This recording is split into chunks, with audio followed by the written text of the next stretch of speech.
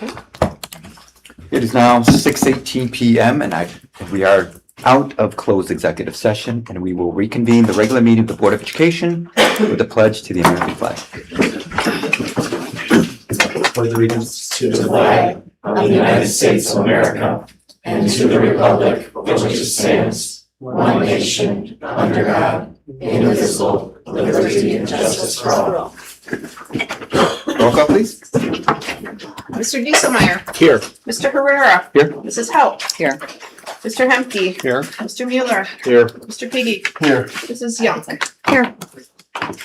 Okay, before we start the meeting of the regular meeting of the Board of Education, as a reminder, all board members are expected to follow our approved meeting norms and board protocol. Are there any items on the agenda that any member of the board would like to amend or move? Okay, here are none. Do I have a motion and a second to approve the agenda of the regular meeting of the Board of Education on August 17th, 2026 as presented? I move. Okay. Second. Okay, member Hemke made the motion, member Mueller seconded the motion to approve the agenda of the regular meeting of the Board of Education on August 17th, 2026 as presented. Any discussion? Okay, roll call please. Mr. Hemke. Aye. Mr. Mueller. Aye. Mr. Dieselmeyer. Aye. Mr. Piggy. Aye. Mrs. Haupt. Aye. Mrs. Young. Aye. Mr. Herrera. Okay. At this time, we will hold a public hearing concerning the proposed modification and or waiver of the school code ILCS 5/27-6B for Belvedere Unit School District 100 required by the state code. Public notice of the proposed modification and or waiver of the school code was published in the Rockford Register on August 4th, 2026, and stated the following. Notice is hereby given by the School Board of Belvedere School Community Unit School District number 100 that an initial modification application is being submitted to ISBE. The application is for the modification of the school code to allow students participating in show choir to be excused from the physical education graduation requirement. Belvedere Community Unit School District number 100 is requesting this modification of the school code for a 5-year period beginning the school year 2027 through 2028 and ending in the school year 2031 through 2032. Notice is further hereby given that a public hearing on the said application for the modification of school code will be held at 6:00 p.m.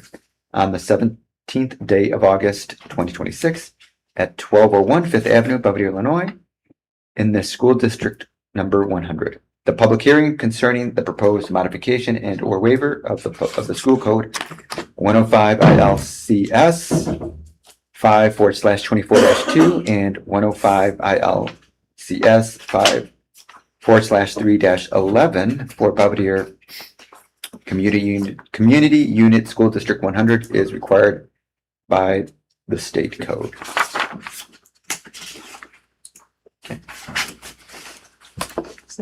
Yeah, okay. At this time, is there anyone who wanted to address the board regarding this in this public hearing? Please come forward, state your name, and She's getting in the microphone. oh, good, yes, you are on a podium.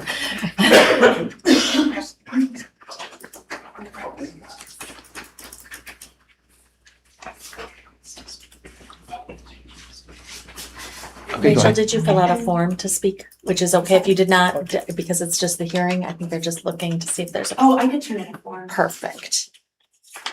Yes. I'm Rebecca Carl. I've had 4 students go through Belvedere North's choir program. It was difficult to fit all their classes in. Some of them ended up taking classes outside of North, so they could fit all their choir classes in. As far as why it should be a PE waiver, they choreograph all of their own stuff. They teach them to the other students. They talk about like what's good about it, what's bad, or how it'll make it work for them. They work as a team to do it, so they learn teamwork. They go out and perform for the community. They do IHSA. One of my kids did a test for it to see about their heart rates. So for choraleers, their heart rate was higher than both in PE and in track practice. So it checks all the boxes for getting a PE waiver as far as I'm concerned, but I've been trying for this for 10 years, so. But all my kids are graduated now, so it doesn't affect me directly, but I hope it'll help the program and get more kids being able to do choir. Thank you, Rebecca. I also see here Dr. Philip Vermillion.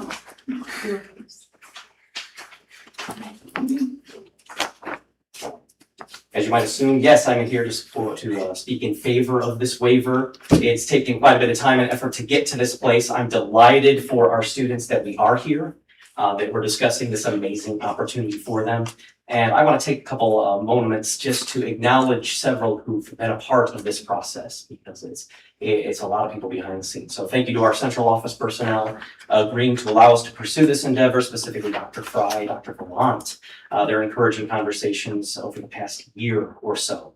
I want to thank Jeff Dauberton, the Belvedere North Physical Education Department, for sharing their concerns and giving their blessing once they understood that this is good for kids. Thank you also to Greg Riley, the recent fine arts content leader at Belvedere High, for his work with Mr. Stewart, to the Belvedere High School Phys Ed department for getting us on the same page, securing congruent conclusions across town.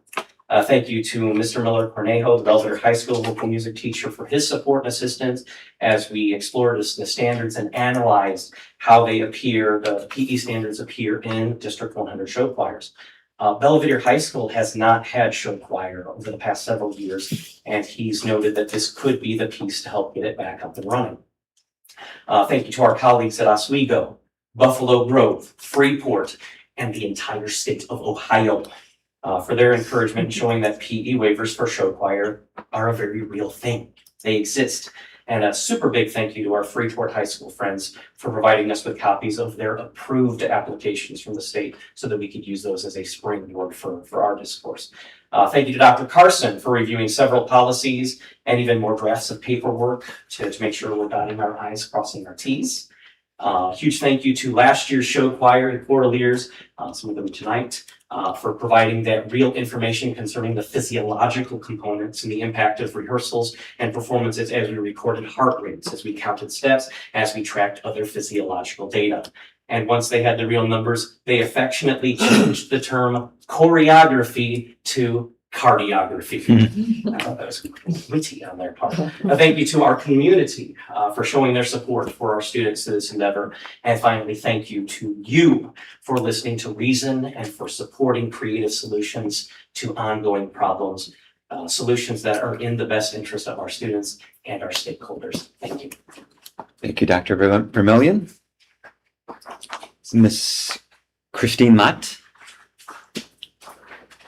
Hello, good evening, members of the Board of Education and District Administration. My name is Christine Lott. I serve as the president of the Belvedere North Music Boosters. I'm joined by Heather Gagliano, also a music booster member and a proud parent. We are grateful for the opportunity to support music students in such a meaningful way.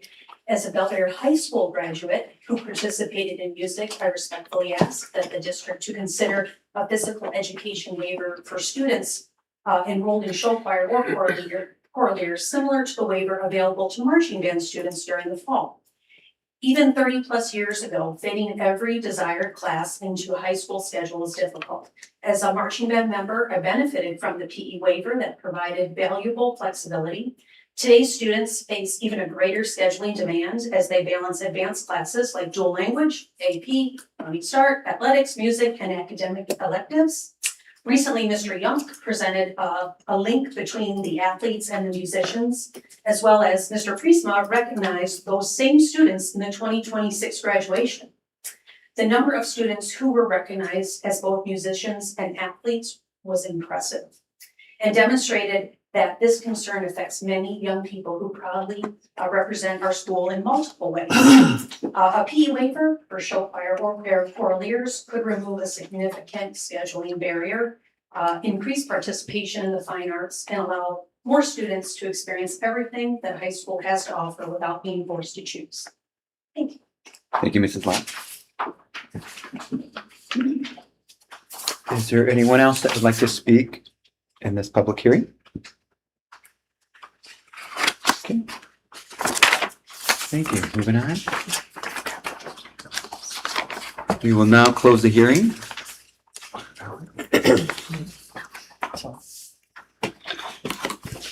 Board celebration.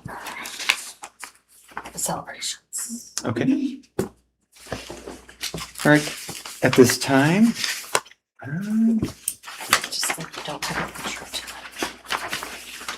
This is just our regular district celebrations. And do we have cards? okay. All right. So at this time, we will now reconvene into our board celebrations, right? Yes. And so, Dr. Shug, I'll hand this over to you. All right, we have a couple celebrations tonight. One is to Dr. Carson and Dr. Johnson for completing the AASA National Principal Supervisor Academy. The AASA National Principal Supervisor Academy is a prestigious professional learning program designed to strengthen leadership skills of principal supervisors. Through a rigorous year-long learning community, participants engage in collaborative learning, receive individualized coaching, and develop the knowledge and tools needed to effectively support school principals. The Academy emphasizes leading through teaching and learning, fostering strong partnerships with principals, and creating an environment of mutual accountability, all with the ultimate goal of improving student experiences and outcomes. Dr. Carson and Dr. Johnson have demonstrated an ongoing commitment to professional growth and educational excellence. By investing in their own leadership development, they are strengthening their ability to support our building principals and in turn to positively impact the students, staff, and families throughout District 100. Please join me in congratulating Dr. Carson and Dr. Johnson.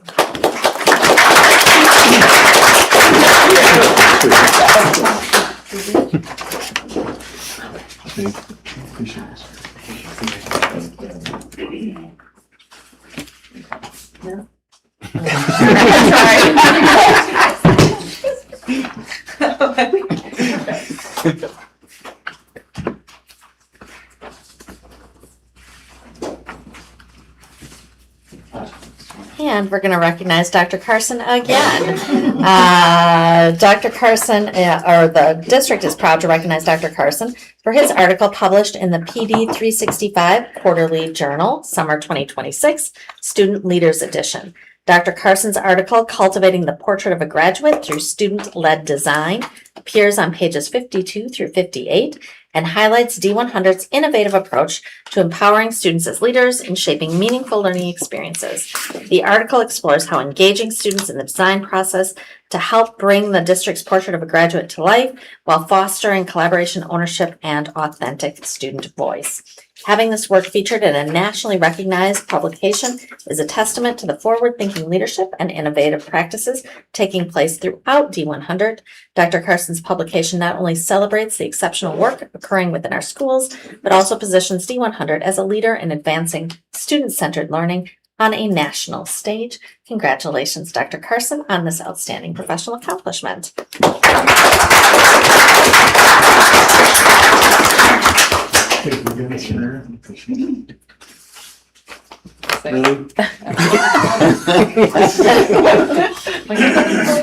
You gonna let him off the hook, Janine?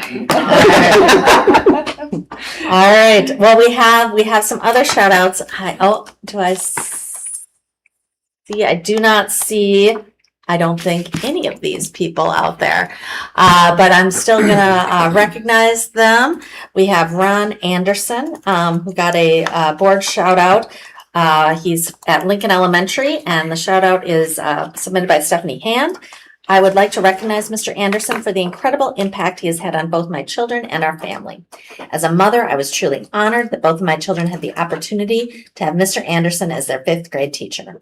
My son graduated high school this year and still says without hesitation that Mr. Anderson was the best teacher he ever had, not only academically, but as a role model and positive father figure. My daughter formed the same special connection. She cried not only on the last day of school, but for weeks leading up to it because she knew her time in his classroom was coming to an end. I have never seen her so excited to go to school, so committed to her homework, so eager to learn.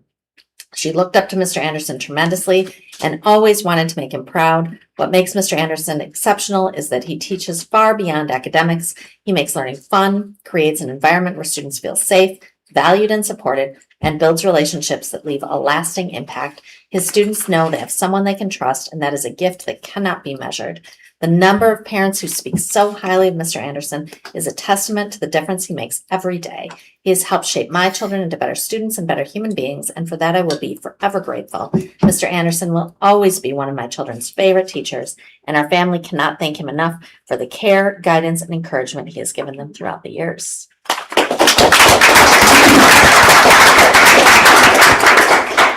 And we are also recognizing Dina Carlson and Kenya Garcia Tanako.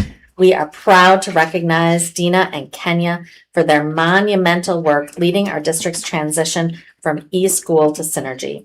As our SIS coordinators and state reporting professionals, Dina and Kenya dedicated countless hours to migrating years of district data, meticulously reviewing setup configurations, and completing extensive system training.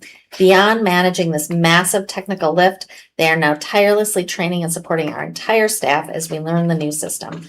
Throughout this year-long transition, they have remained exceptionally gracious, patient, and kind to everyone they help. Their dedication, expertise, and positive attitudes have been vital to our district's success, and we are so deeply grateful for everything they do. All of this is so very true, and submitted by Tyler Bowell, Matt Fry, and Dave Carson.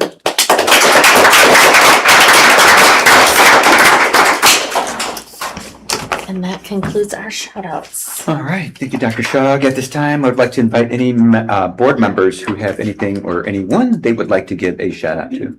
I just want to say a quick shout out to the student athletes at BHS. They were at the fair all week cleaning up garbage out there. So I was out there a lot, and I saw these students out there lugging bags and filling the trash cans. So kudos to them for their work out there at the fair. I want to shout out Janine too, because she did an awesome job having everything set up for us in the tent and having it fully stocked every day, open to close. So great job. Yes. Okay. Anyone else? Any other shout outs? Okay. We will now have our board committee report starting with the Business Services Committee from August 3rd. Mrs. Howe, Mr. Hemke, do you have anything you would like to highlight or share from the Business Services Committee minutes? Not in particular. Okay. Does anyone have any questions for Mrs. Howe, Mr. Hemke, or Mrs. Armstrong for that matter? Okay. Seeing none? Mr. Dieselmeyer or Mr. Mueller, do you have anything you would like to highlight or share from the Educational Services Committee minutes? The choir, obviously waiver was discussed there as well, and they were talking about the multilingual program review, which will be talked about in the admin report later. And there's a contract for approval later in the agenda for multi-language speech services that we definitely need to do. Does anyone have any questions for Mr. Dieselmeyer or for Mr. Mueller or Dr. Carson or Dr. Johnson? Okay, moving on. Mrs. Young or Mr. Piggy, do you have anything you would like to highlight or share from the Policy and Personnel Committee minutes? Does anyone have any questions for Mrs. Young or Mr. Piggy or Dr. Ade? Well, I guess Dr. Ade is not here, but Mrs. Young or Mr. Piggy? Seeing none? Okay. We have the following readings. We have the following first readings brought forward from the committee for the following policies. Does anyone have any questions or concerns regarding either of these policies? Okay, if not, these policies will be brought back in September for final approval. At this time, members of the public and employees of District 100 may make public comments. As a reminder, any person appearing before the Board of Education is expected to address the board only at the appropriate time and to follow the directives of the board president to maintain order and decorum. Identify oneself, limit comments to 3 minutes, and conduct oneself with respect towards others, and abide by board policy 8:30, visitors to and conduct on school property. At this time, would Mr. Matt Zicker please come forward?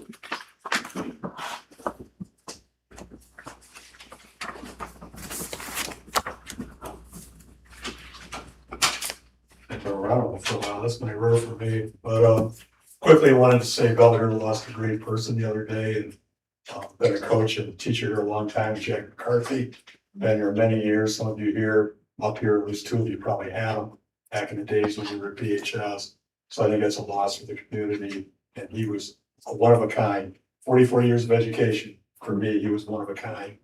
On a positive note, or more happy note, I wanted to talk about North AP scores. I saw them, saw they were posted. They were really good.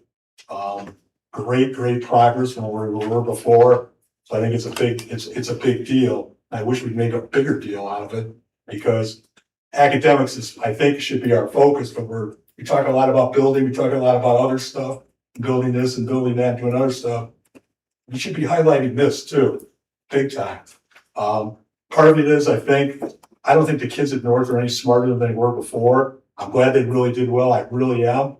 But I think it goes to show we should have been doing this all the time. That when we start talking about this stuff, it gets done. We haven't talked about this stuff until the last couple of years. So I think that's a really positive. I think we made some great hires lately too. I think the BHS principal, I'm going to give him a shout letter by saying I like him. But I think it was a good hire. I was sorry to see Barb leave. I think she was a really good curriculum director. You know, Jenny will fill in very well. What I am disappointed in is it doesn't look like we're going to fill MTSS. All those jobs we had before, I thought that was far and away the most important one that had impact on kids. That's one we're just going to let go, at least for now. When it comes to the early childhood, I saw the proposal on the 70 million plus we're going to spend today. I know we can go back and forth on that, but people thought their taxes would go down. We paid off old debt, not the other way around. And my tax bill, I can tell you, is 50% higher than it was 5 years ago. I'm paying $6,000 to the district, which means every time I talk, it's costing me $500 on my tax money to get my 3 minutes when press recommends 5. I also think we need to look at the numbers. If we do an early childhood building, what it's going to do to Caledonia and Washington. Caledonia, I'd be a little worried. I mean, for those parents out there, but you know, we'll see what happens. I think we could do cheaper ways. I'm all for early childhood. I thought we should have done more of it before, and I'm glad we're doing it now. But I also think we can do it without having to build a new building. I mean, Caledonia has plenty of room for them. Always had. I mean, it's built for 800 kids. Washington does. We could retrofit those way cheaper than now. Is it ideal compared to building a new building? Maybe not. But I wish I had a $200,000 Corvette too, instead of what I have. It's what we can afford and what I think is practical for the taxpayers. Just remember, when we talk about play-based and stuff like that, we all thought Lucy Calkins was great when it came to reading too. Thank you. Thank you, Mr. Zickert.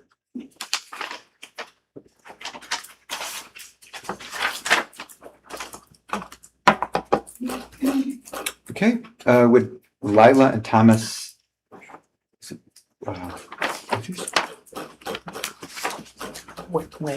wedges? No.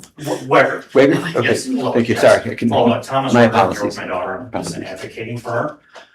We have been transferred over to Bel Air North, and we did send an email to the board, but I figured I wanted to put a face and let Lila speak and share her reasoning. Dear members of the board, my name is Lila Wager and I'm 15 years old. I attended BHS in my freshman year and I'm asking if you would please make an exception to the enrollment policy so that I can attend BHS my sophomore year and the rest of my high school years. Before my family and I moved, my parents and I talked to my guidance counselor about my situation. We were told that I would be able to stay at BHS after we moved. Because of that, I thought I would be coming back for my sophomore year. BHS has become a place where I feel comfortable. I have made friends, gotten to know my teachers, and I feel like I belong there. I'm not someone who makes friends easily, and the thought of having to go to a completely new school and start all over again is really hard for me. I would have to leave the friends I made and try to build new friendships all over again. I also feel like staying at BHS would be better for me academically. I worked hard during my freshman year and enjoyed the year with and ended the year with with an A and B average. I am worried that I am worried that moving to a new school while also having to adjust to new teachers, new classes, and new people could make it harder for me to continue doing well in school. I understand that there are rules about where students can attend, and I understand why those rules are there. I'm just asking you to look at my situation and consider making an exception for me. My family and I were told that I could stay at BHS, and I made plans for sophomore year based on that information. I really hope you will consider letting me stay at BHS. I have worked hard there, I have made friends there, and I feel like it's where I belong. I don't want to have to start all over at a new school where I have already found a place where I'm happy and doing well. Thank you for taking the time to listen to me and consider my request sincerely. Thank you, Lila. Thank you, Thank you, Thomas. everybody. I appreciate it. Okay, is there anyone else that would like to address the board at this time? Okay. Please state your name and Andrew Kitson, sorry, Ms. Ashens, I didn't get you the sheet in time. I just wanted to address the discussion about moving the early childhood center higher on the district's priority list than where it was. There's been a lot of talk about it. What changed? Why is this suddenly the priority? What are the current numbers in the early childhood right now? Are there openings? Are we at capacity? If not, why are we considering building an extremely expensive, entirely new facility? How much will this building cost? I've seen 30 million. How many additional teachers, aides, administrators, maintenance staff, and other employees will be needed to operate a standalone EC center? What will that cost taxpayers every year? Not just the building, what will it cost to operate that building every single year? We were previously told that the district survey, and they do survey in quotes, would come at no additional cost to taxpayers and will be paid for with expiring debt. Moving this up, does the debt still expire? I'm guessing not. Is that still the plan? If that's the plan, why are we hearing words like referendum and sales tax being discussed by Nexus? Those are costs to taxpayers. Has the financial plan changed? If so, the taxpayers deserve to know. We're repeatedly told this district is operating in a deficit year.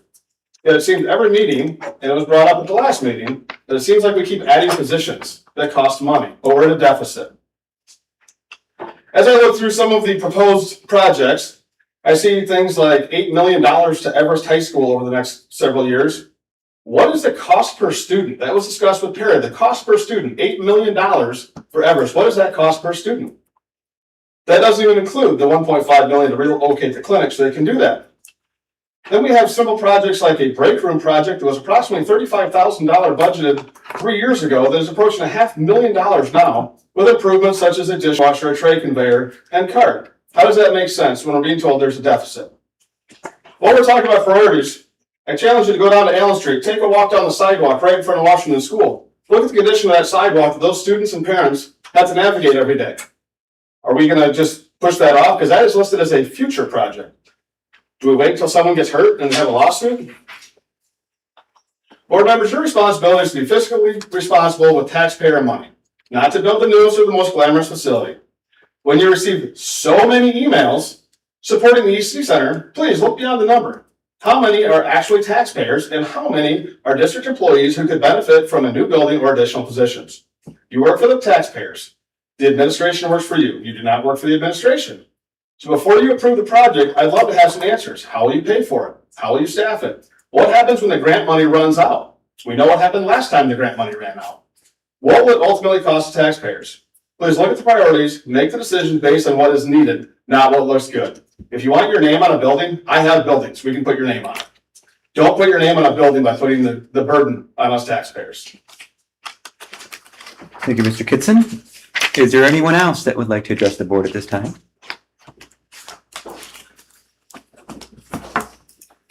It's the first one of the year. So excited. Good evening and welcome back. As we begin this year, I want to take a few moments to recognize what we have here in District 100. We have people who care about our students and the success of District 100. As the BEA president, it is my job to listen to my members. And on this first day of school, I talked to a lot of teachers. They had a lot of questions and they have a lot of ideas about this school year ahead. This year, we have a major new system in Synergy. We have changes in positions and roles and responsibilities at the central office. That's just a lot of moving parts. All good organizations have growth and change, and we have great opportunities ahead of us. First, I want to acknowledge that the BEA and the CO communicates regularly and well. We have labor management meetings, 2-on-2 meetings. We had a challenging negotiations, which now gives us a strong foundation to move forward over the next 4 years. And I ask that the board build on that foundation. When big decisions or significant changes are being discussed, reach out to the stakeholders. Ask the teachers, the support staff, the secretaries, the paras, the administration, all those who would be using the system or implementing the changes every day. These people have a perspective that just is not always seen from the CO or from the boardroom. It doesn't mean every suggestion can be implemented. It doesn't mean there's always going to be agreement, but there's great value in listening before we make these decisions. Ask the stakeholders, what do you think? What are we missing? What do you need for success? And then most important, and I got this one from Barb Valant, listen to the answer. That's what made her such an excellent curriculum director. She asked the teachers questions and she listened to the answers. We want District 100 to succeed. We want students to succeed. The stakeholders who are listed here, as well as parents and community members, all have incredible amounts of knowledge, experience, creativity, and commitment. So this is our invitation. Keep reaching out, keep asking questions, keep listening, and please know that the BEA wants to be a partner in that process. We don't expect agreement all the time, but open communication that includes those closest to the work will lead to better decisions. We're looking forward to a successful year and continued conversations. And Jim Friesman today highlighted our staff's success with the AP scores. And I want to note that they always have a walk of champions for the AP students. So that is something that's very important to recognize. And I agree with Matt completely about recognizing all of the academic achievements. It's hard. And I didn't have quite the success as some of them. But if you look at Tom Geraci and Kelsey Schultz's scores, thank you. Thank you, Mrs. Taylor. Okay. Is there anyone else that would like to address the board at this time? Okay. Next on the agenda are our consent agenda items. Are there any items on the consent agenda any members of the board would like to take out for separate consideration? Yes, can we take out personnel? Okay. Personnel report item number 3. Okay, anything else? Anyone? Can we do number 4 for discussion? Yeah, we can pull that Number out. 4. Or number 5, bills. Okay. Had a question there.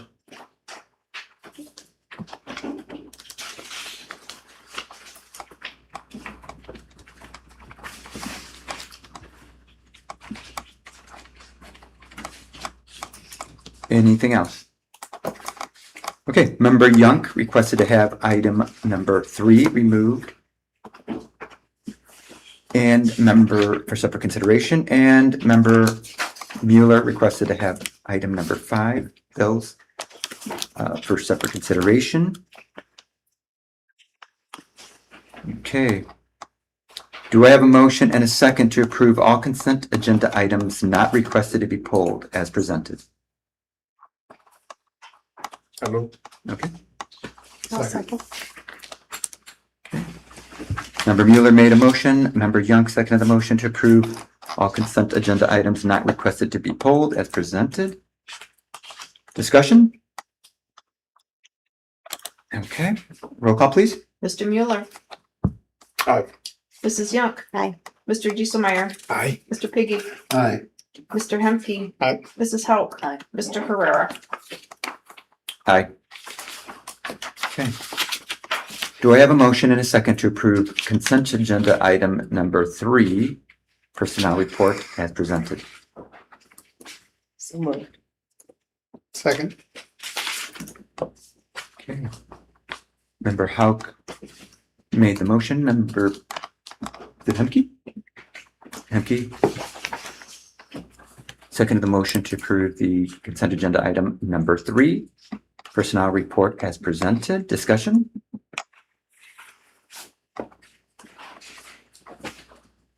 Okay. Roll call, please. Mrs. Hauk. Aye. Mr. Hemke. Aye. Mrs. Young. Abstain. Mr. Piggy. Aye. Mr. Dieselmeyer. Aye. Mr. Mueller. Aye. Mr. Herrera. Aye. Okay, do I have a motion and a second to approve consent agenda item number 5, bills as presented?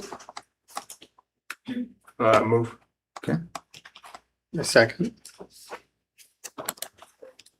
Okay, member Mueller made a motion. Member Hemke seconded the motion to approve consent agenda item number 5, bills as presented. Discussion?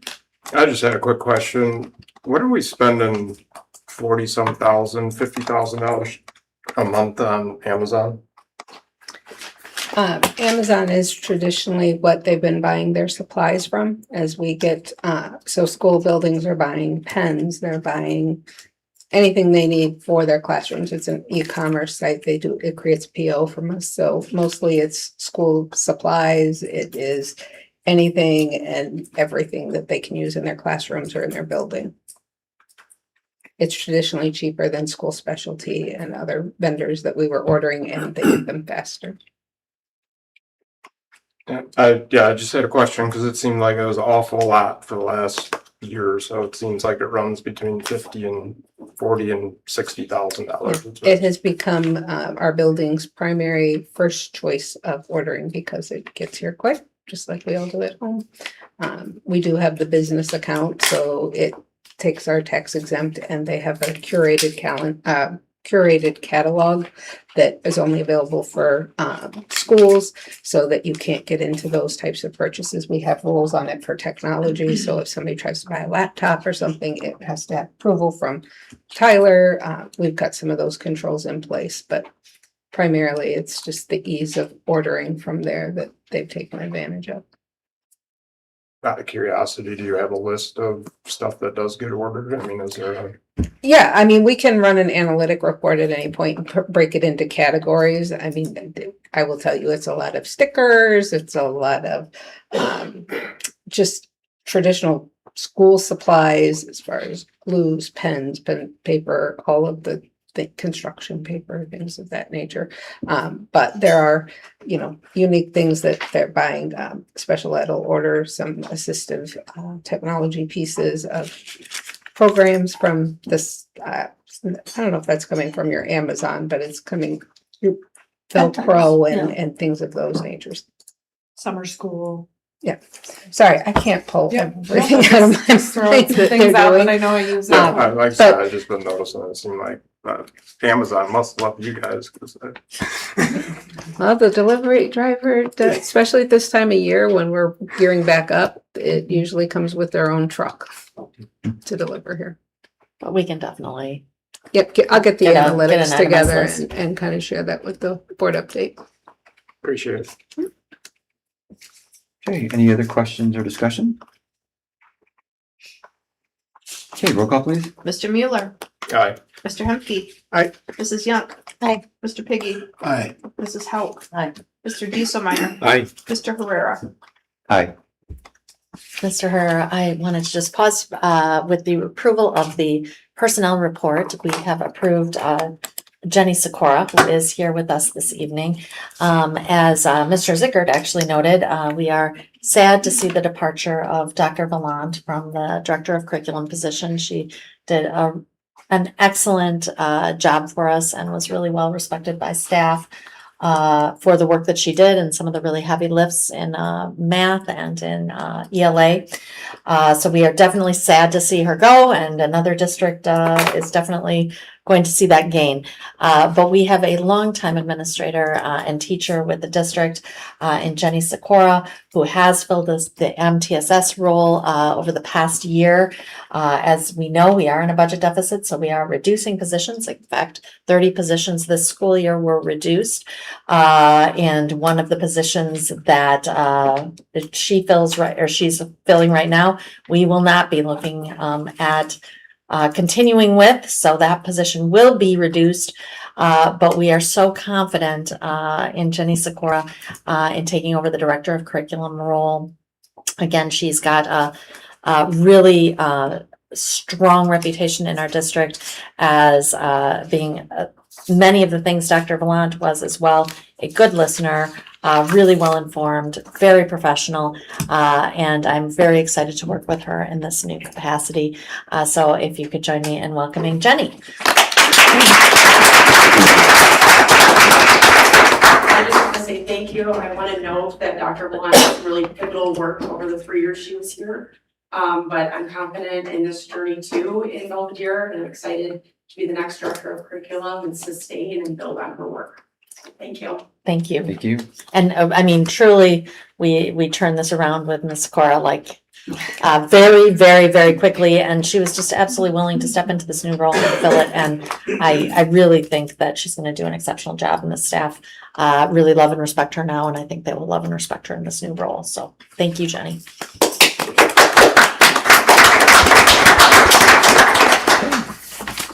All right, at this time, we will have Ann Noble, who's one of the managing directors at Stiefel, to provide a presentation that Stiefel and PTMA have put together for the board. And if you would like, you could sit at this end of the table, if that would be easier with all your papers. I will happily do that. Just so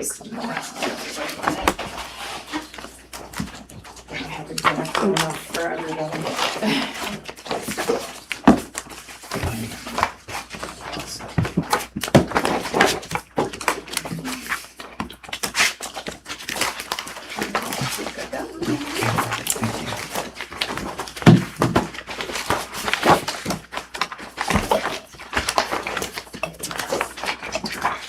All right, can everybody hear me? Okay, great. Well, thanks for having me tonight. I am going to go over some background information that I know some of you have heard a couple of times, but I think it's still good perspective to have before we get into the specific numbers and the proposed options available to you. I will try to go quickly. However, so if I blow by something, please just wave your hand at me and make me slow back down again. So if these first few slides, if we start on slide 3, these are the district's current bonds that are on the property tax levy. You can see the bond payments are just under $8 million after you use your sales tax for abatement or paying down a portion of the bonds. The bond payments are actually about $4 million more than that. And you have been using your sales tax revenue ever since it passed to pay down a significant portion of those. So we have those $8 million-ish worth of payments left for the next 4 years. And then they step down, you can see, to be just slightly over $3 million. And that's what's in place currently, okay? Does the sales tax end? It does not. The sales tax is in place basically forever as long as you're using it for school facility purposes. So it will still be available. Right now, you've been using it almost exclusively for this purpose, but it can be used for anything that qualifies as a school facility purpose. Okay, why didn't you show it then on the graph 2029 and beyond? Like, would it Because net out at 0 if we use the sales? yes, you could use it that way. Yes. Okay. The sales tax, when you, that is 100% a choice of the board that you could make. When you voted the sales tax, the commitment that was communicated to the voters was you were going to use it to pay down these bonds that are in these first 4 gray bars that were voter approved and that were escalating at a very high rate because some assumptions that were made at that time had not come true due to economic situations. So we're applying it as promised at the time that it was approved by the voters, but you certainly could apply it to these future bond payments as well if you wanted to. Okay, it still exists. Absolutely. It's just not shown on this graph. That's right. Slide 4 shows you a lot of different calculations. Essentially, these are just the district's statutory debt limits. School districts are allowed to borrow up to 13.8% of your EAV, not counting anything that is secured by the sales tax. So for Belvedere, that is approximately $145 million. So that would be your statutory debt limit, again, not counting the sales tax revenue. That number changes every year as you pay off bonds and as your EAB grows. Okay, so that's just one of the constraining factors that we work around when we're looking at options for you, is what your statutory debt limit is. Then moving on to slide 6, we have a lot of different tools in Illinois that are available to you to help you fund capital improvement projects. The first are called general obligation bonds, and there are 2 types of those. Ones that are voter approved and ones that are non-referendum options. And we'll go into these a little bit in more detail in a couple slides, but just generally, we have general obligation bonds, and then we have other types of bonds that are essentially secured by your operating funds or sales tax revenue. Those would be alternate revenue bonds or something called debt certificates or capital leases. So all of that would essentially come out of operating funds, including sales tax revenue. So those are the tools in our tool belt that we can work from. One of the other constraining factors we have to live under when we look at borrowing options for you is the fact that you're tax capped. So your tax cap that you're used to living within for your operating budget is different for debt, but there is still a cap on it. For anything that is on your levy, that you levy for, again, not counting the sales tax is its own special little thing. But anything that is on the property tax levy has to fit within your tax cap for your bonds, which is called your debt service extension base, or DSEB. So you're going to see that acronym DSEB in these analyses that we did for you. And those are bonds that are secured by the property tax levy that do not require voter approval. Okay, but they have to fit within your debt service extension base. Your debt service extension base was set at the time the district was capped. It now increases by CPI every year. So every year it changes, just like your aggregate extension base does. And right now you can see about halfway down that page, your DSEB is about $2,550,000. So changes every year, but that is the annual, it's an annual limit is what your debt service extension base is. Annually, you could levy $2,550,000 on your levy for non-voter approved bonds. But of course, because it's Illinois, we have to add another layer of complications. There are exceptions to that, specifically for health, life, safety bonds. Health, life, safety is for projects that are mandated by the state that you need to do for the health, life, safety of the students. Those can be issued outside of your debt service extension fees. Okay. Does all of that kind of make sense? That's a lot, I know, but does that make sense? Okay. All right. Slide 8 is just demonstrating the debt service extension base. So you can see it's just right now shown at just over $2.5 million based on its current value. And then the dotted line just represents what it would be with 1.5% growth if CPI essentially was 1.5% every year, what it does to the DSEB. We did not assume any growth in the debt service extension base for purposes of this analysis, but it does grow. Then I mentioned health, life, safety bonds. Life safety bonds, again, are not subject to your debt service extension base. They do require a public hearing, similar to what you just did for your PE exception. And most importantly, they do require that you have approved amendments from the State Board of Education and your ROE's office for the projects that you are funding with health, life, safety bonds. And it's pretty specifically prescribed what is eligible to be a health, life, safety project and what is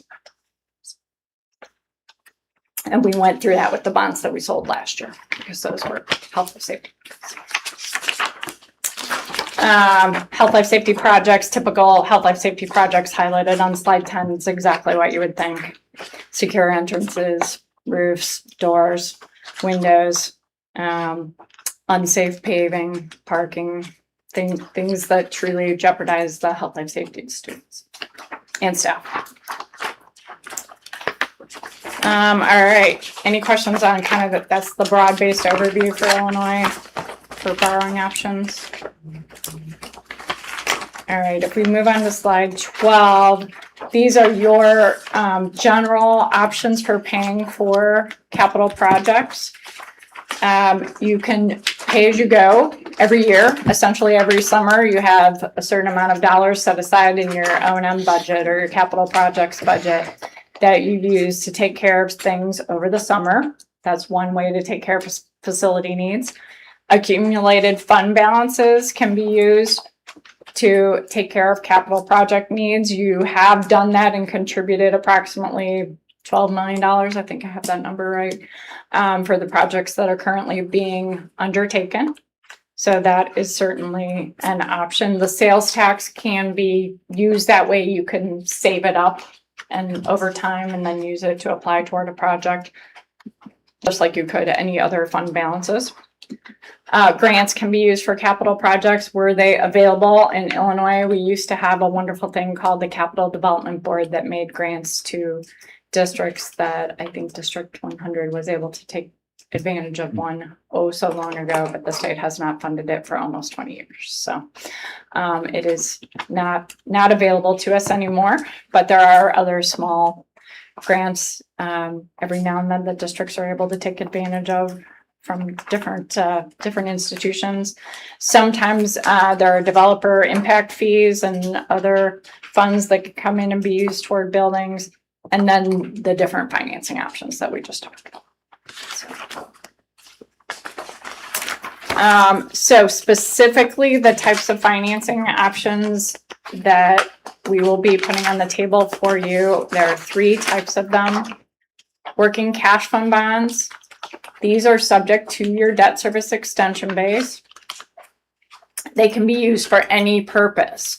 So they're not limited to the health, life, safety bond constraints, because certain, like a new early childhood center, for example, or putting an addition on a building, certain things are not health, life, safety eligible, right? It's just construction, all right?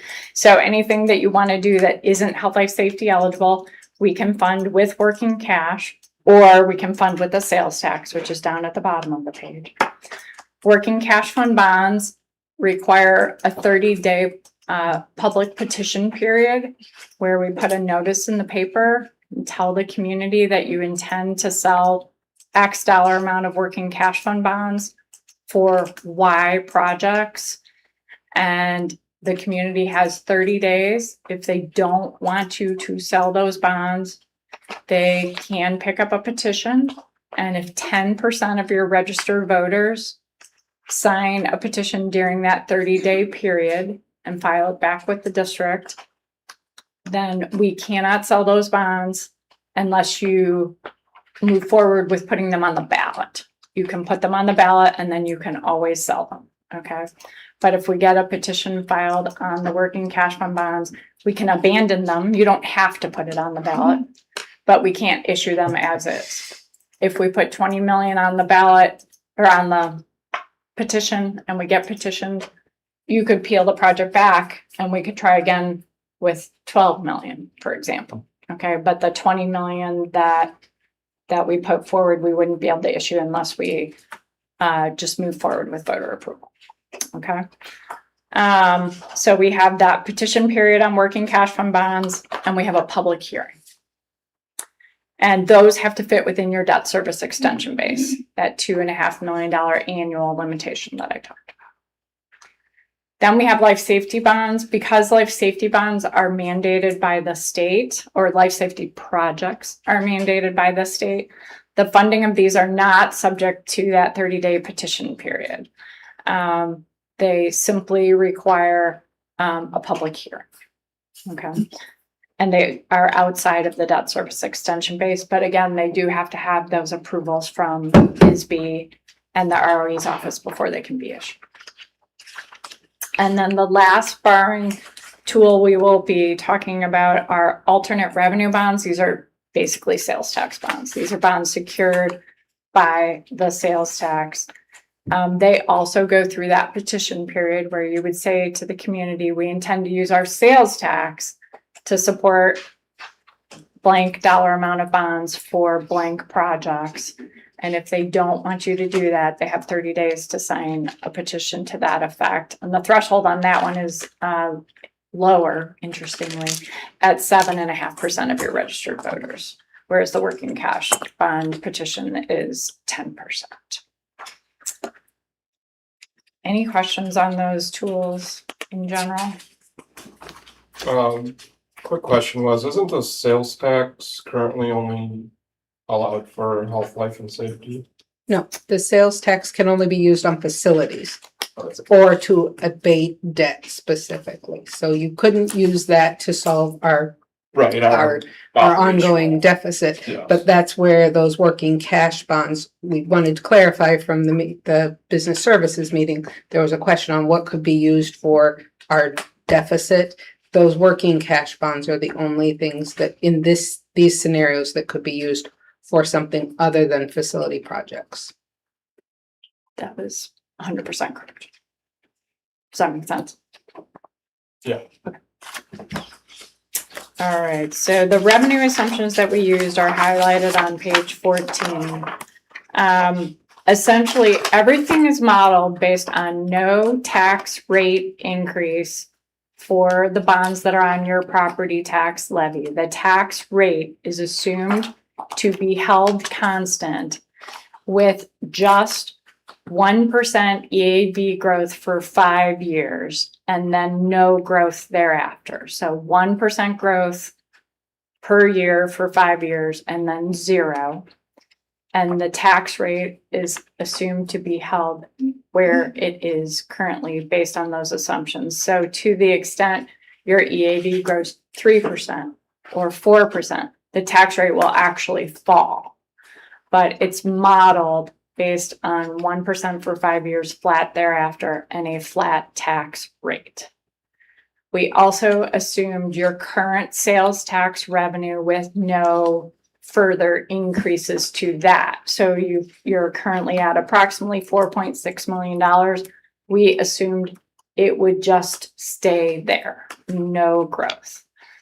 And we're using $4.1 million of the sales tax towards securing debt and leaving $500,000 of it for what I would call pay-as-you-go projects, $500,000 that you would have annually that you could use in O&M or your capital projects fund for those small things that inevitably come up every year. That assumption, that split, all of these assumptions could be tweaked. This is what we have come up with to just show you a scenario. You could come back with a request to revise any one of these assumptions, okay? So we could change our EAV growth assumptions. We could change how much sales tax we're applying toward the bonds. We can change the timing of when we're selling the bonds, because I'll show you what we've assumed on that on the next slide. We also used current interest rates plus a small cushion of 0.25%. So that's another variable that moves each time that we run this. Okay. Any questions about all that?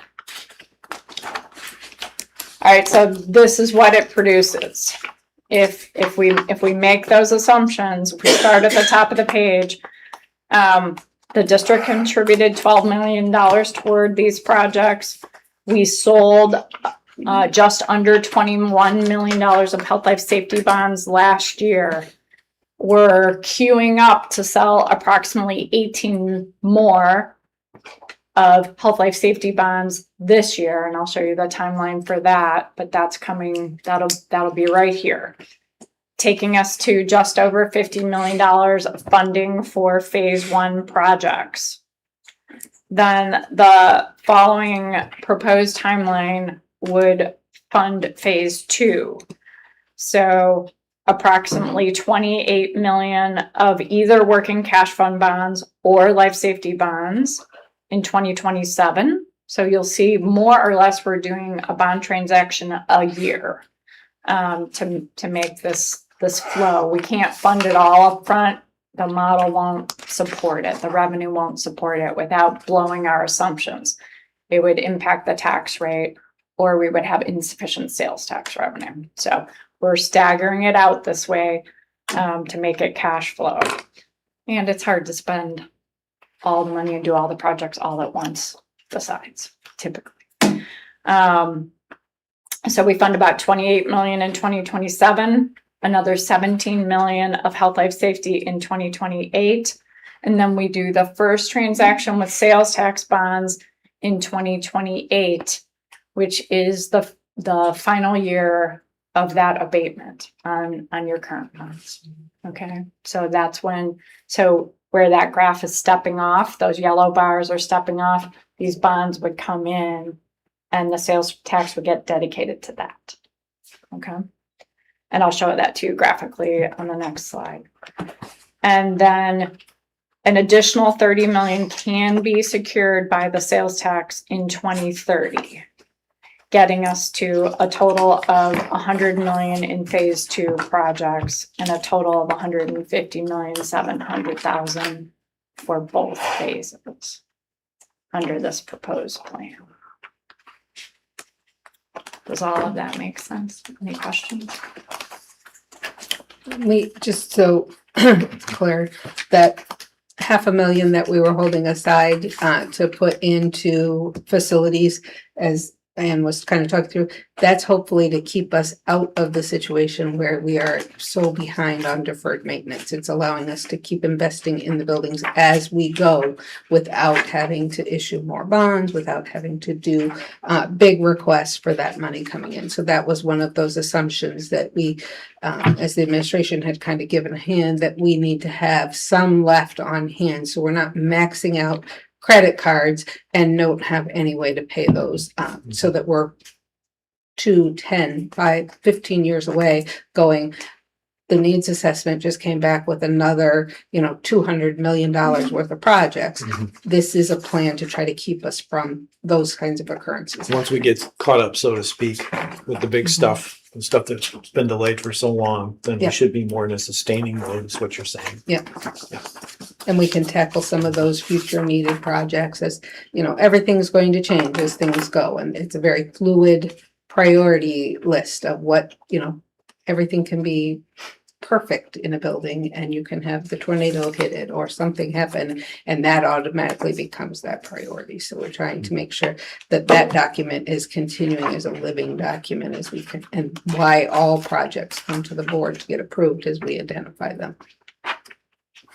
And this first model, it assumes that 500,000 continuing beyond 2029, like Yes. indefinitely. Sort of in And perpetuity. 4.1 Yes. going toward the debt service.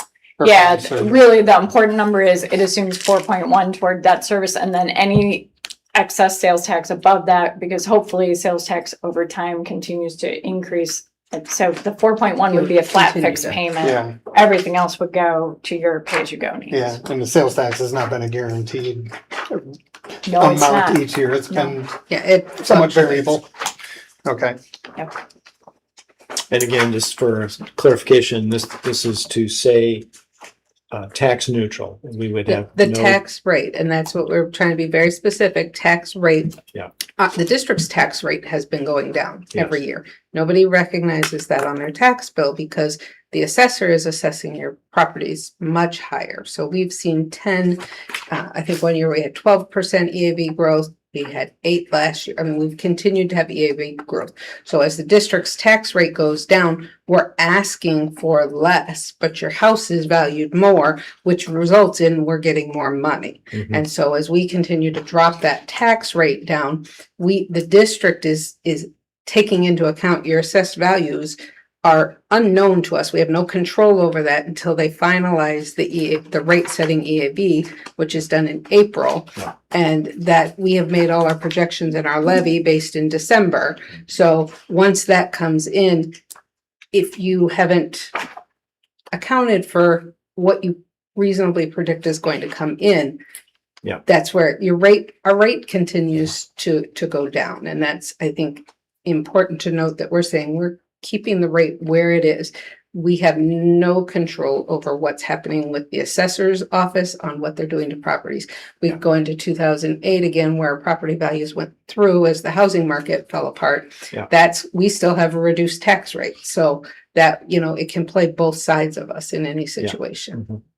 But the 1% would seem to be a pretty conservative estimate Yes. in the analysis that you just shared with us a minute ago. Right? Is very conservative, even in the worst of years. You were, I think you had 2 years, I don't have that history with me, negative, but only less than 1% negative. And your 20-year average is through the roof. 7.5% positive or something. I mean, is Yeah. a very high number. Right. So- And there's also recognition that with all the enterprise zones and the tax incremental districts that are coming on, those are taken out. So as they see all this building that's happening over by cold storage and by the Chrysler plant and all of those, that's taken out. We don't get new tax dollars on that because that is in a tax exempt area until they finish, which some of them last 10, 15, and 30 years. So we don't see revenue coming in from that too. As we see that type of growth, it is very subjective to where that growth is happening on what will immediately impact the district. So just to reiterate Mr. Diestelmeyer's question, to be clear, what you have here in these projections are very conservative estimates. If we went forward with this plan, in all likelihood, the tax rate would actually decline to some degree because we are not pushing this up to the maximum capacity that we would anticipate. Is that accurate? That is accurate. For example, the bonds we sold last year Yeah. did not assume the growth that you got. So Yeah. that the tax rate was less than we projected just a year ago. So, yes, that is true. We believe these are very conservative. I think that's really important because there's zero appetite for any kind of a tax increase. I 100% understand. I really do. Just so I'm clear on semantics, when you say rate, you're talking about percent. Correct. Yeah, okay, Correct. percent of assessed value. Okay, Right. Yeah. Yes, not the amount, but the percent. yep, all right. We're currently at 5.1 something. I knew you were gonna ask that and I was just pulling it up, so give me just a few minutes. another question I had pertaining back to the total debt service. So obviously, back on page 3, we have $4 million obviously from sales tax revenue coming in to pay off the debt. I should probably know the answer, but where's the other 7-8 million coming from? That's on the bond and interest portion of your tax levy. Your tax levy that you've been levying forever has a portion of it that is called bond and interest, and it funds So a that. percentage of the 5 point Yep, some odd percent. exactly. Is It's a little over 50 cents right now, and that's what we're assuming will stay constant. It has historically been a much bigger number than that. and that percentage only can go to debt service. That's correct. It is restricted, heavily restricted. It can only be used for that. So while Joanne's looking that up, you can look at the graph on slide 16. This just shows basically what I just described, which is those yellow bars, that's the abatement using the sales tax revenue. So when those go away, the new bonds just create that flat box. Okay, there's no escalation, and that blue line across the top is just showing you the tax rate being just flat. Okay, it represents the tax rate, and then the bars represent the different series of bonds. So there's a different color for each bond. The bonds will essentially be outstanding for 20 years. So they go out to fiscal year 2047 before they're paid off. So if it's 20 years, what's on the page 15 where it says final year of alternate bond debt service 2064? Those are the sales tax bonds. That's the next page. Okay. Okay. So the sales tax bonds, in order to fund up to 150 plus million for all the projects, we're pushing the limit. Basically, the sales tax is sort of your flexible tool, because the health, life, safety bonds and working cash bonds are constrained by not letting the tax rate go up. Okay, so that will support what it will support, and the room we have to create additional project funding comes out of your sales tax. Okay, and the only way we can get to that total, those numbers that I showed you 2 slides ago, is to take this sales tax bond. It's actually, does this still say 2064? It does. Slide 15 is wrong. It's 2054. We did run a scenario that was at 2064. We came up with a better option. So that's a typo. We should have fixed that.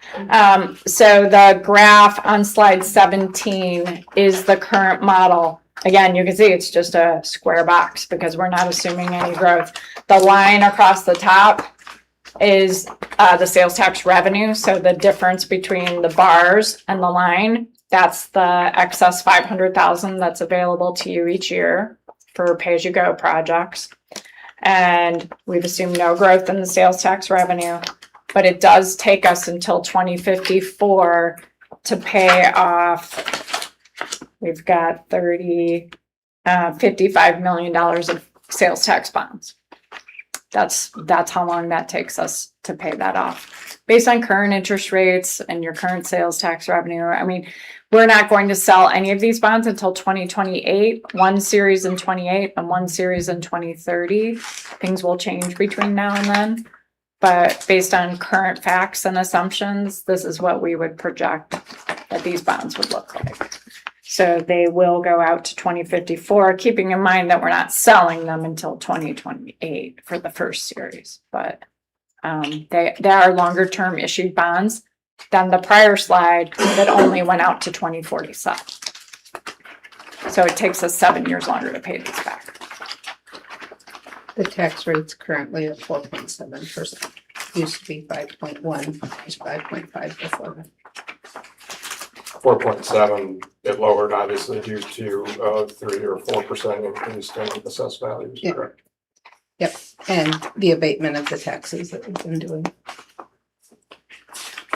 So the sales tax that we abate the levy at $4 million, continues to drop that down as assessed value goes up.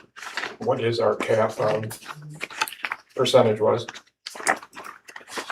Each Is there- each fund has its own limiting cap. Are you talking about the tax cap? Yeah, the tax cap is a 5.7%, or is it, didn't we just do Depends this on what last? CPI is. Yeah. Your cap. Didn't we, yeah, didn't we just do this last year? In December, I did. Yeah, So we'll be doing the new. so we levy. maxed back out and that's Yep. 5 point some odd %, I'm assuming. It was, we can't increase our tax ask by more than CPI or 5%, whichever is less. But the debt service is outside of that cap. So that, and new property comes in, which is what makes it over. We always ask for that new value of the new property. So when we take the bubble, it's saying, okay, CPI is 2.7%. Well, we asked for more because of what we expected EAV. And so then they come back and tell you, you can only have what you're entitled to, which is CPI, and then the full tax of the rate on the new existing property. So when new property enters in, like, let's say it's not in a tax increment district, if that Walmart cold storage came in, then we would be then getting that new property because it didn't exist the year before, and they would capture the full tax rate on that, whereas everybody else is only seeing that 2.7% increase if we took that. 2.7% increase of the 5%, or is it? I'm sorry, Is it 2.7% of the 5%, or is it 2.7% of the assessed value? I might be going down the wrong path. Never mind. It's 2.7% of the 5%. I mean, the 5% isn't really a percent, it's a tax rate. Rate, so it's 2.7% of the tax rate. Right, which actually is 4.7, right? You said, Joanne? Yeah. Yeah, so it's Call it two. 5% and Yeah. call it 3%, so we can only raise that by 0.15 Exactly, rate. Correct. right. That's right, That would be maxing it out. right. But new can come in at, the full rate that we have, so the 4.7%, we can take that whole new on the new property. Whereas the other sides are only seeing the 2. I'm explaining that. I think it's very hard to explain the new property without actual number examples. It makes your total extension look like it's growing more than CPI, right? Because let's just say CPI is 3%, but the revenue the district is receiving is actually 4.5% higher than it was the year before. okay, so you're looking at it as a total, Yes, and I'm looking at it as more of an individual, I guess. Right. Is where we lost. the way So if tax we get caps, another $1 million and a 4.7%, obviously the percentage is gonna be higher as a whole. exactly, And that's Yeah. where you're allowed that and then 0.15 points on yes. the tax rate. Got The it. tax cap is actually on the total revenues the district receives, the total revenue. Revenue, not the. Carving tax out your rate. bonds, because your bonds are their own thing. But the total operating revenues the district receives are capped at CPI plus the New. amount of new construction gets taxed at your full rate. So it ends up making your new revenue look like it's more than just CPI, because it is. Right, If you, As a whole. if you had new properties that got added. So that's, you have to look at them separately. This is what we're doing on existing property. This is what we're doing on new construction property. And then you combine them, and that's your total revenue for the year. But the existing homes and businesses and agricultural property, everything is capped at CPI. tax rate is capped at CPI. Got it, Yes. makes sense. I look at it too Yeah. granular, so I know. thank you for. Yeah, And your I tax- was looking at it as individual and you guys were explaining it. And your actual tax bill may go up way more than that, but that's based on what the assessor's office does with Correct. the assessment rates, yeah. So when we did the levy last year, we assumed 11.6% EAV growth. And we recognized almost all of that growth. So that drops our rate down, which is why those tax rates are going down. rates are going down, but dollar amount's going up. But numerator, Control denominator. Yeah. Yeah. As I continue to say, I can't control that. Right. Yeah, But, you know, well, to note that we are what the 7th or 1st or 2nd highest real estate tax in the nation, so. the state of Not Illinois. Yeah. Okay, because we have one of the lowest, we're in the bottom 4 for school districts in our region. So we have one of the I meant lowest. just real estate tax in general for Illinois. Yeah. I know it's not first, it's California. It's number So I one. know we send out the notice when everybody does their levy. We'll get a consolidated notice of what all school district tax rates are, and we have traditionally been in that bottom section of the neighboring school districts for our tax levy rate. And then currently you said we're at about 0.5% of our tax levy goes toward Your bond. debt service, bond interest and principal. And it would just stay there, Mm-hmm. except it will go down as your tax base grows. As a percentage. Right. Mm-hmm. And if we didn't take out bonds, The tax rate would fall. the tax rate would fall. It would. Yes. It At a flat- maximum, it would fall that 0.5%. It- That would be, there's probably some other debt service that we're carrying. Yeah, it won't fall the It full, couldn't. I mean, it would eventually, but it would fall After down 15 years, to, it would. let's see here, that's 50. And real quick, the debt service is figured in the 4.7. Yes, it is. Right. Yeah, yeah. It would fall, I'm gonna guesstimate about 28 cents in 4 years, and then it would take another decade before it would fall the full. To 2040, yeah. Yeah. Okay. Yeah. Just trying to get a feel for the magnitude of what it means for taxpayers, for us to carry the debt or to not carry the debt, or issue the bonds, pay for the bonds. I understand. So summarize it, we got 0.5, just round numbers, 0.5 in debt service of the 4.7%, correct? That's correct. And you just said it'll go down to 0.28. Yeah. Roughly, Ish, yeah. call it 0.25, because we're gonna cut it in half. In 5 years. So now we're gonna get our tax rate down another 0.25%, or 0.25. And then in what, 10 years, it would essentially be gone because The bond portion would be gone. the bond portion would be gone, but we would have sales tax revenue to abstain any building improvements. That's correct. You'd have your 4.6 million a year that you could use. So essentially, we could lower the tax rate to 0.5% in 10 years, or half of, In 15 years. Half of a rate. 14 years. yeah. Yeah, in 14 years. It would take 14 years. Yeah. Wonder what that would extrapolate out per citizen, per house, I guess. So we did just a quick look from, in 2022, our tax rate was 5.7, 23, it went to 5.51, 24, it went to 5.11, and now we're down to 4.7. That's So we've 5.11 stuck in my mind. Yeah, from so we've December. continually been dropping that tax Right, rate. because our but assessor EAB has is been growing. doing such a wonderful job of. Trying. The market has been doing a wonderful. Yeah. Assessor's just keeping up. So I'm paying capital gains on my house that I haven't realized capital gains on. Yeah.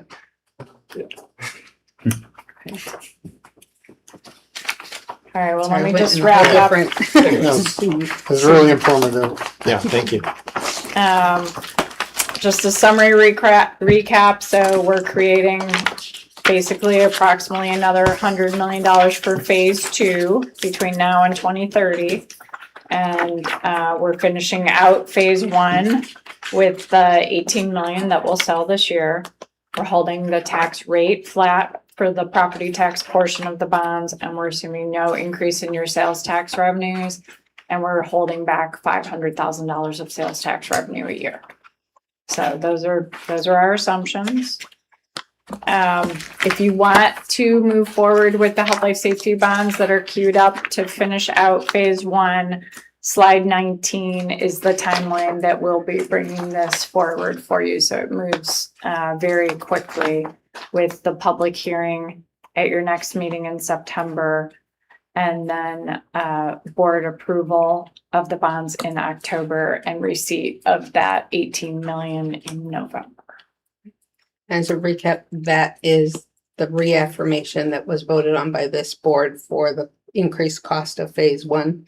When we had that conversation, we had to get all the amendments into ISB to get the approved cost of those so that these could be ordered for those bonds. So we've been waiting for that process to finish up so that we could bring those forward to you guys for the sale instead of trying to get the cart before the horse last time, and we're kind of running around at the very end.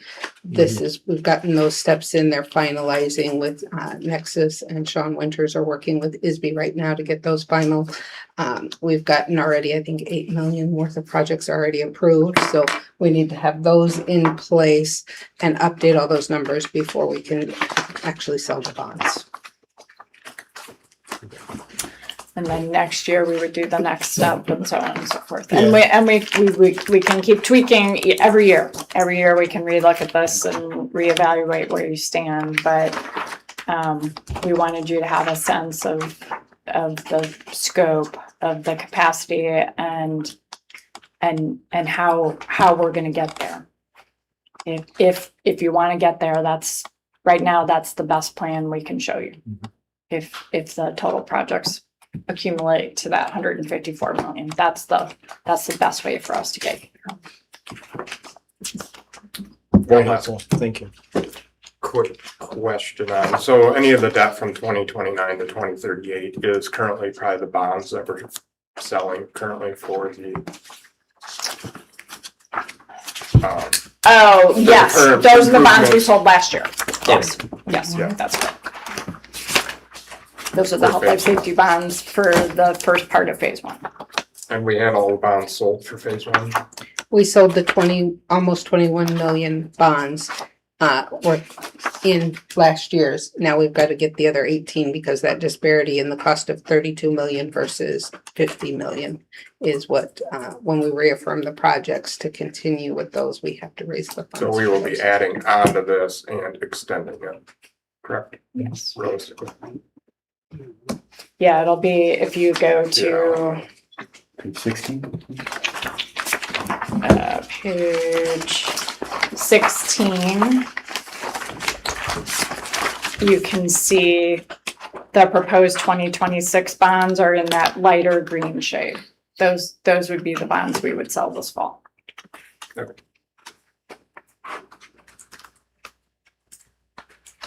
Thank you. And that's what's on the table, or will soon be on the table for Correct. vote, and that's what you said, it's in process, okay.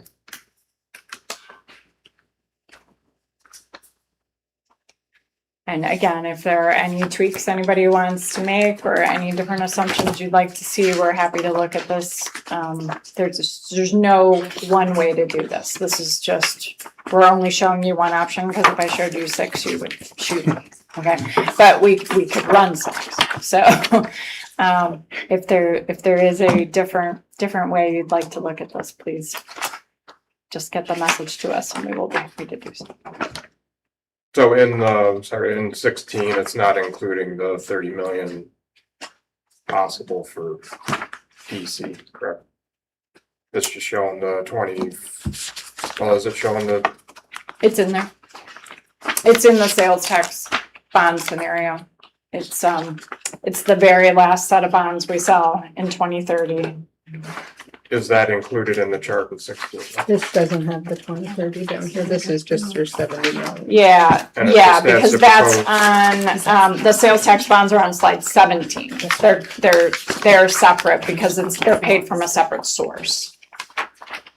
So, So you could add this on top of, well, no, because this slide is just paid from your sales tax. It's not on the property tax levy.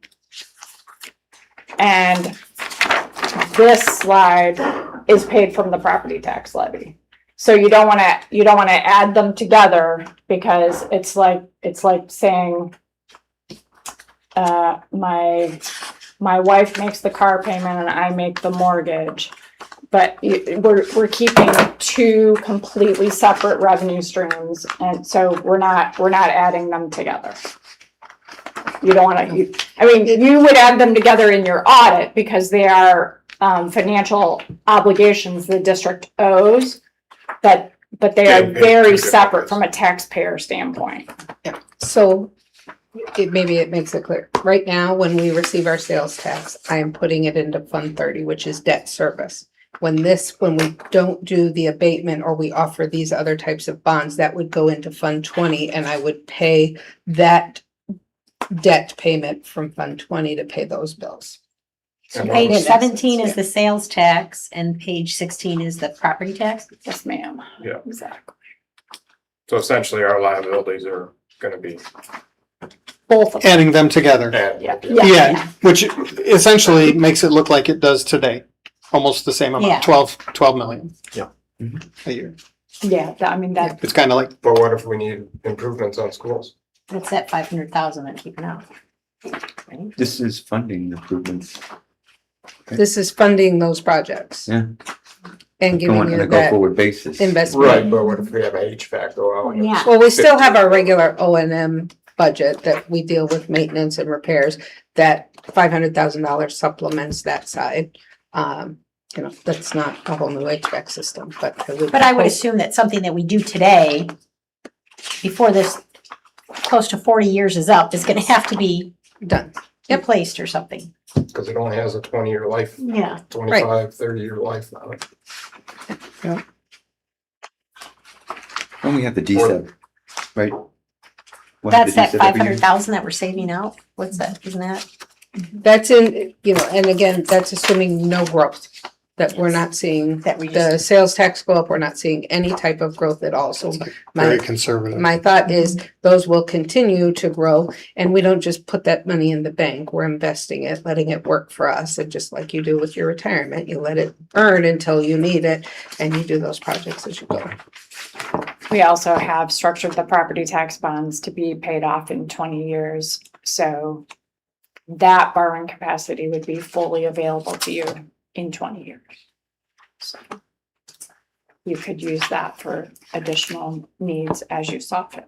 And at some point in time, our economy has to get better, right? So if things are more affordable, we won't make as much. Is it bad currently? I mean, we got a 3% growth year in and year out, always and forever, Barb. I don't. Yeah. All right, I will let you get on with your agenda. Thank you. unless Thank there's- you very much. Thank you, Ann. Thank you for all your time. I'm sorry to take so much of your time. No, No, thank you. thank you for It was taking our excellent. time. Presented very Excellent well information. and thoroughly. What is very complicated, you helped to make very clear, so thank you. I appreciate you.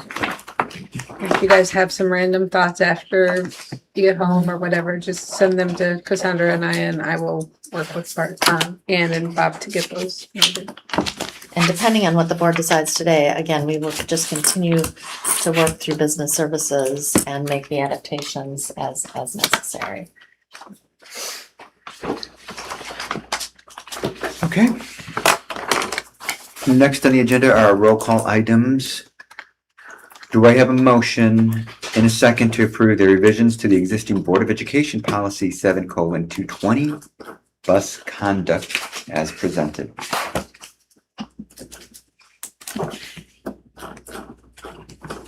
I'll make a motion. Second. Okay, member Young made the motion and member Hauk seconded the motion to approve the revisions to existing Board of Education Policy 7:220 bus conduct as presented. Any discussion? What were they exactly changing? Usually they highlight it in red of what was changed, didn't they? There must have been a first reading Yeah, on there it was a first reading. where it was highlighted, Yeah. but does anybody know? Hmm. It's not a very long one, so. I feel like it was whatever press wanted us to Yeah. make the change to. It was pretty minimal. I'm sure that it was. Not a big deal. I was just, yeah, I guess it was in the first reading. I'm assuming it wasn't much, but. just asking a question. Yeah, no, none of the ones that we were changing had much. The other one, the next one either. No.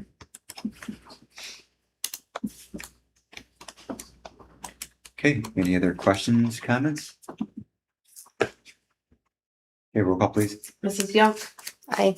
Mrs. Hauk, Aye. Mr. Hemke, Aye. Mr. Piggy, Aye. Mr. Mueller, Aye. Mr. Dieselmeyer, Aye. Mr. Herrera. Aye. Okay, motion passes.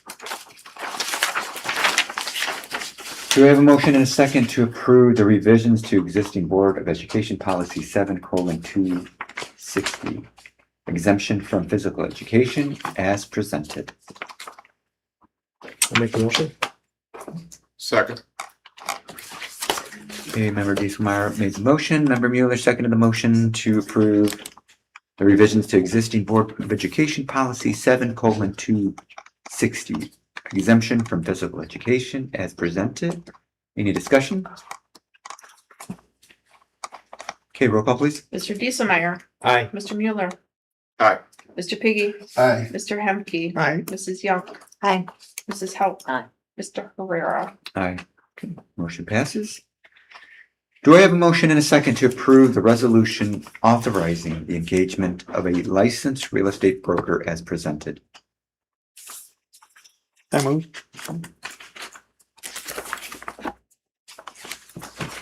Is there a second? Second. Okay. Member Hemke made the motion, member Piggy seconded the motion to approve the engagement of a licensed real estate broker as presented. Any discussion? I'm assuming we didn't get any bids in August. No. No.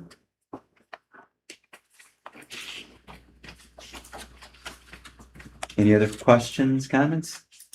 Okay, roll call please. Mr. Hemke, Aye. Mr. Piggy, Aye. Mr. Dieselmeyer, Aye. Mrs. Hauk, Aye. Mr. Mueller, Aye. Mrs. Young, Aye. Mr. Herrera. Okay, motion passes. Do I have a motion and a second to approve the MP project funding transfer to Washington Academy as presented? I move. Second. Okay. Member Hemke made the motion, member Piggy seconded the motion to approve the FMP project funding transfer to Washington Academy as presented. Any discussion? We do have Nexus here. Did anyone have any questions for Nexus or want Nexus to speak to this? We went over it quite a bit at business services and most attendees were here for that meeting. It is just transferring projects to use the dollars already committed in phase one to expand the project happening at Washington so that while we can save money from the ceilings being down for the HVAC work, moving that some of that phase two work into that, so we're not paying twice for the same work. So synergizing some of the work. Okay, any other questions, comments? Seeing none, roll call please. Mr. Hemke, Aye. Mr. Piggy, Aye. Mrs. Young, Aye. Mr. Dieselmeyer, Aye. Mr. Mueller, Aye. Mrs. Hauk, Mr. Herrera. Okay, motion passes. Do I have a motion or a second to approve the facility 2 projects as presented?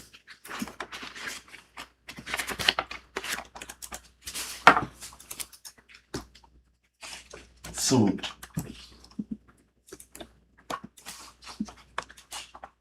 Okay, do I have a second?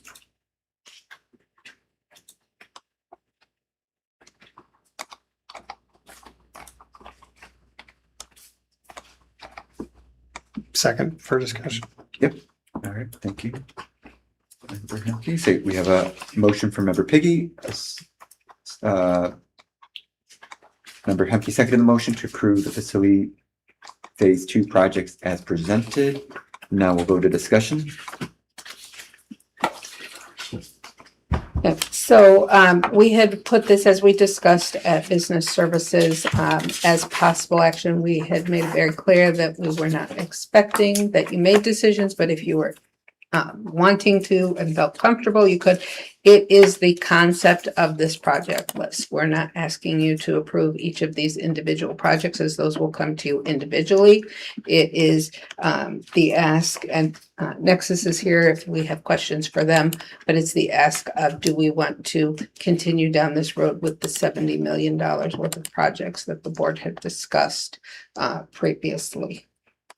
Important to note that we had pretty extensive discussion at Business Services that this would provide a roadmap, that it would be a concept of those next steps so that we could begin the work on determining what that does look like and how we might move forward in time to ensure that we were getting the best possible bidding and pricing on those potential phase 2 projects. But again, as Mrs. Armstrong just said, any project that is over $35,000 will continue to come before the board for approval. So the project list that is in there is the concept and the roadmap versus the final decision making. And the board will continue to make decisions as we move through that process. But this is really intended for discussion at this point.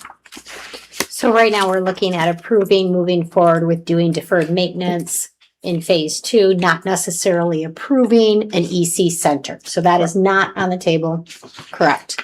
That this is looking at the $70 million phase 2 project list, which what you saw this evening costed out the potential of $100 million in additional projects.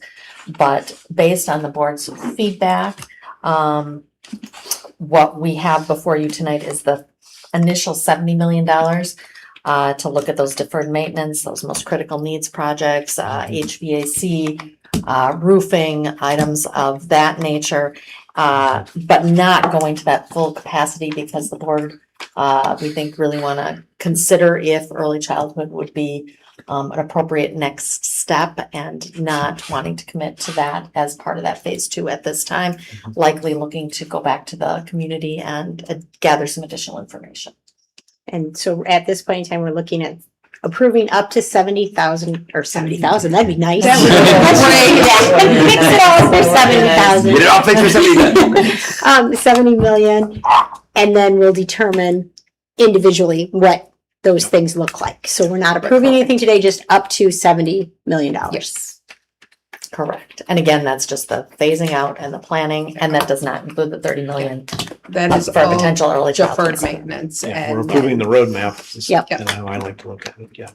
And could you explain, we talked about this at Business Service, but I think it's a misconception in the public's eye, how the number is different from our original number to what we're coming up with now. I know it was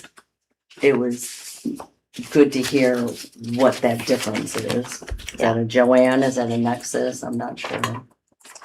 Who I would think like to Russ speak did to that? really well explaining the inflationary components on why what they had projected for the whole plan to be 110 million is now 110 million is a very small portion of that. Would you mind coming up and speaking? 3%. You probably need so that the people at home can hear you.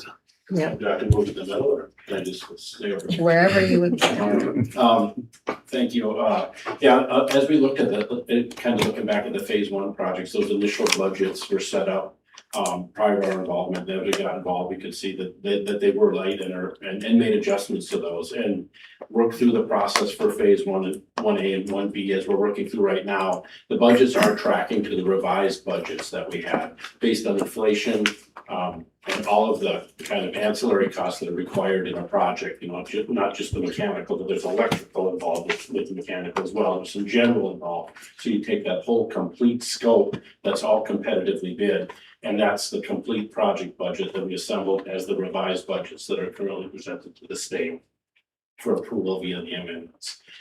We carried all of that knowledge as well as our estimating database into these phase 2 projected budgets as well.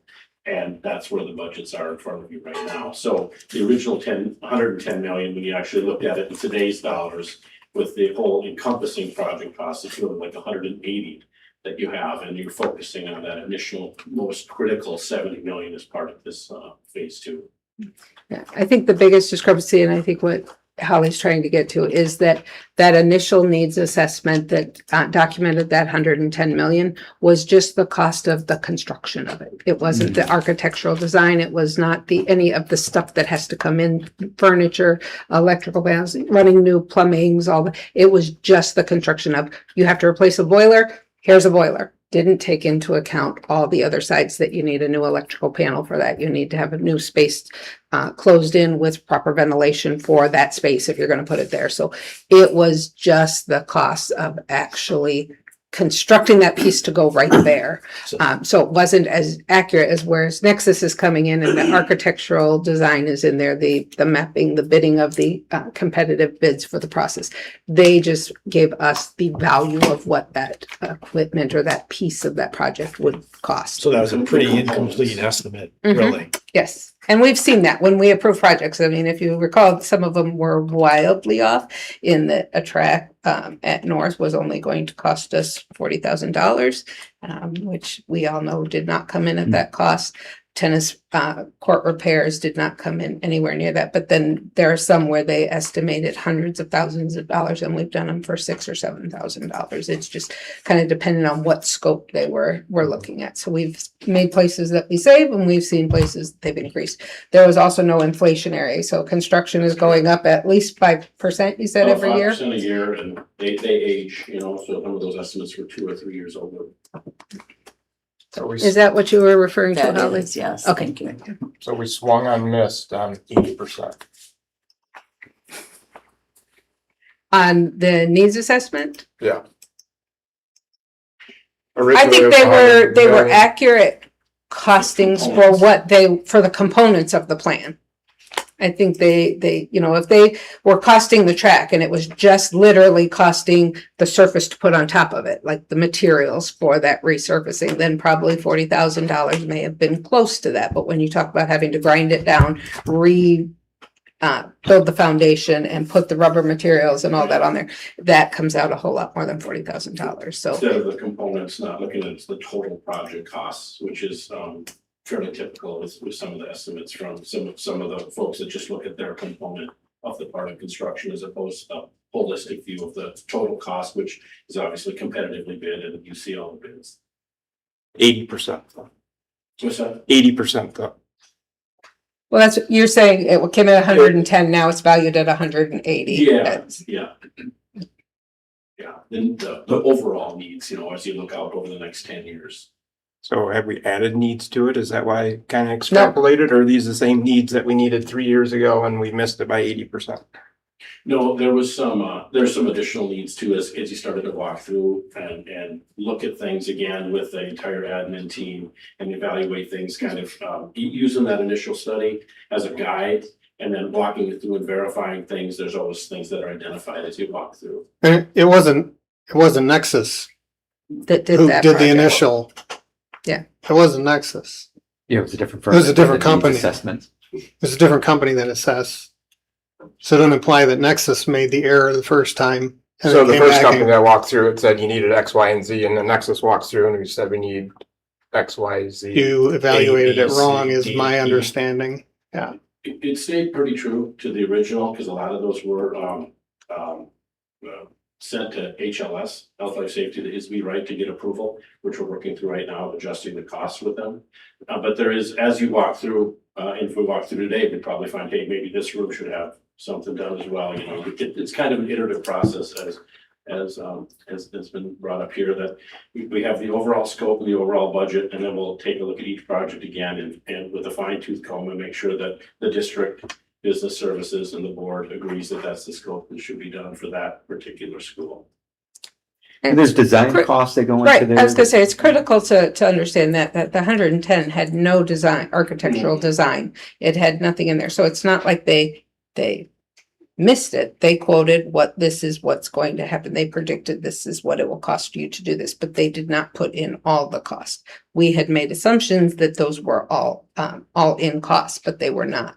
So when they're walking through, they're not necessarily adding new scope. There are occasions where they are, but they're adding the design costs. They're design, if we have to put in new plumbing for this room because we're putting in a new boiler in this room, then that is an additional cost, I think, is how you're interpreting that. It isn't that it wasn't needed in the first time, it just was not included in that. Wasn't cost. accounted for. Yes. Like a bad run. But everything Nexus has is accounted for Correct. and guaranteed. Overall project costs, right?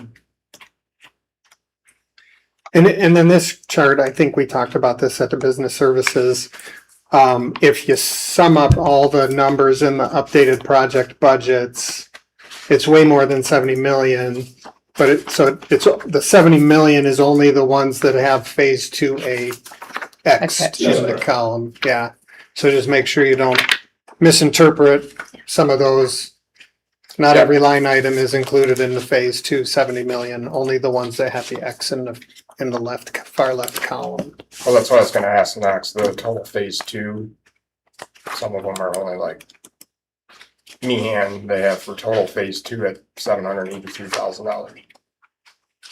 Yes, so we talked about that a lot at business services. So most of the money that is going are our older buildings. It is your Washington, it's your Belvedere High School, it's South Middle School. Those are your oldest facilities that have not had the needs addressed in them for years. And so Lincoln, Meehan, Seth, those are North, Central, those are all newer schools comparatively. So their repairs and things are not as extensive.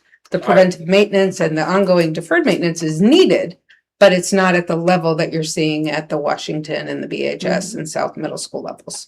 Correct, but shouldn't the total be down in the blue? Total phase 2 should be including all updated project budgets. That have an X in the left column. Yeah, because you Phase see two. phase So that was an 2A. increase of 783,000 versus the first.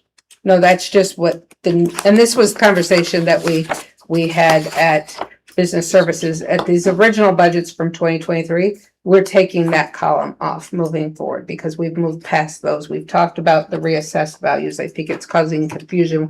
We wanted to make sure that it was tied, but at the committee's recommendation, they would like to have that 2023 budget removed from, these fin sums because we just keep trying to go back and compare and it's comparing apples to oranges at this point.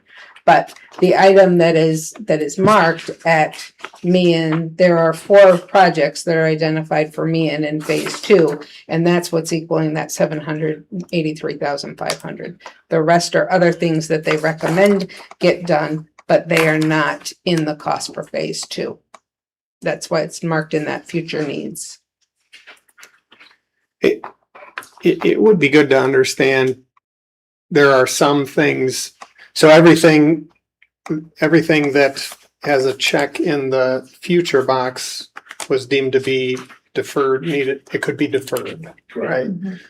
But there's some items that were in the original budget so like that's from 6 years ago that were deemed to be critical at that time, but such as replacing pneumatic controls with DDC.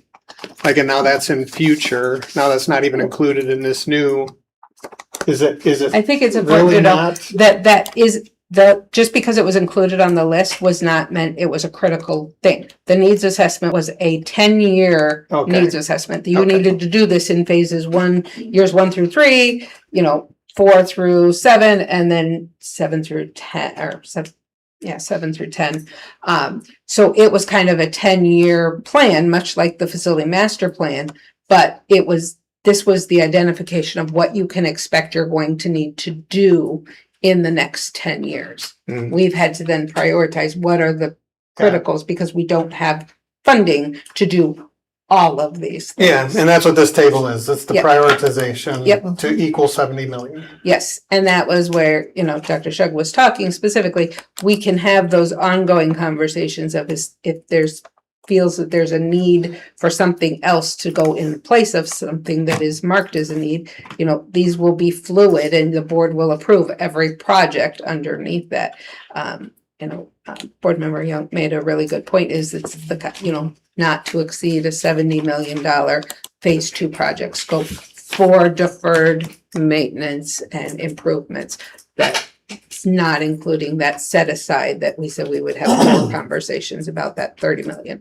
If there's a choice made later at 30 million, that can go to EC, that can go to deferred maintenance. We could do nothing with it. That's just a plan to look at, can we start some work on this next phase of deferred? So maybe we can build some of those in and take care of some efficiencies. So again, what we're being asked to approve is $70 million roadmap Mhm. with specifics projects to come one by one before the board as we go forward. No early childhood at this point. Tax neutral. Funded Tax with- rate neutral, Yep. yes. So what is, go ahead. I'll go say, how do you prioritize the project? So like, how would the next few months look? So we had a couple, probably 2 or 3 cuts with the administration team to kind of take a look at things and talk to each of the schools on how they saw the priorities. We took a first cut, they made modifications. We took a look at looking at things a little bit differently, like with how we approach water heaters in a couple buildings, for example. Is there a more cost-effective way we could do it? So we took a look at that with Sean. So it's kind of an iterative process that we talked about. And through that, and talking to the building heads and what they're having most problems with, the age of the infrastructure, what's the recommended service life, how it's operating, can you get spare parts for it? All of those sorts of things go into those decisions. And then we look to the district to tell us where the biggest pain points are, and then collaboratively we put together that prioritization. And that's evident like in the bathrooms. That was, at South and BHS and Washington. Those bathrooms are so out of date. Is a common complaint that we hear about. It's difficult to supervise. So those are priority projects that we've said, yep, we want to move forward. We want to make sure those are included. Storage at North is a priority. They can't use their full gym. So we need to be looking at how we can get them some storage so that they can use all their space in their gym. So we've taken building feedback as well as operationally, what do we need to do? Because we keep fighting this failing system that needs to be addressed. So it can be fluid. Like I said, if something blows up tomorrow, then we need to, of course, move that up in a priority list. And can you remind me, I know that we worked on what we would anticipate in savings for operations if we went through with these projects. I don't know if you have that number. We shared that. For phase 1, phase 2, about $300,000 annually in electrical, gas, a little bit of water, operational, operational. Do you have the exact number on the phase zone or? No, I don't.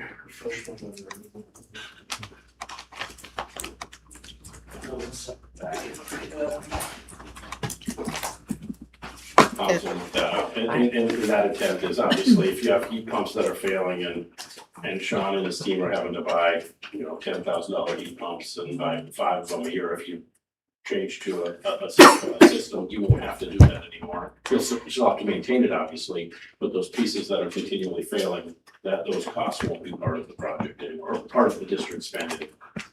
And clearly, you're still making a very significant investment in these systems because of the deferred maintenance and the really deep needs of those particular projects, but it will help offset some of the operational costs in the district year to year. And the way those funding sources are broken out, those will be dollars we'll be able to reallocate to needs that we have on an annual basis. And one other thing I'd like to say, why we chose some of the projects, if you look at some of the schools, we did a DEC upgrade and some we didn't. The reason why, if you look at, Seth, we didn't, it's running on the old platform, but they have what we call points everywhere, meaning we have sensors everywhere that run everything. Caledonia has very, very few, I think we only have 2 units out there that are monitored by our DEC program. So there is a significant advantage for us to light up Caledonia, not only in comfort, but significant monetary savings. Because we can monitor everything and the computer program, instead of an air compressor, will run so there is a method to the madness per se of why we chose in some buildings and not others. And typically that is with the lifespan of the equipment and how efficient it runs. And how expensive it is to repair something that's 30 years old. So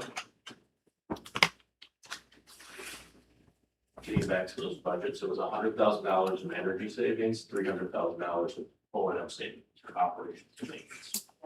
So That's what I have. Annually, correct. Thank you. And that wasn't what we did talk about is didn't take into consideration the community solar program that we have going in. So we could potentially reduce those electricity savings even more once the community solar farms go online and we start taking those credits as well. But that's not factored in because I have no estimate of where that will be at this point.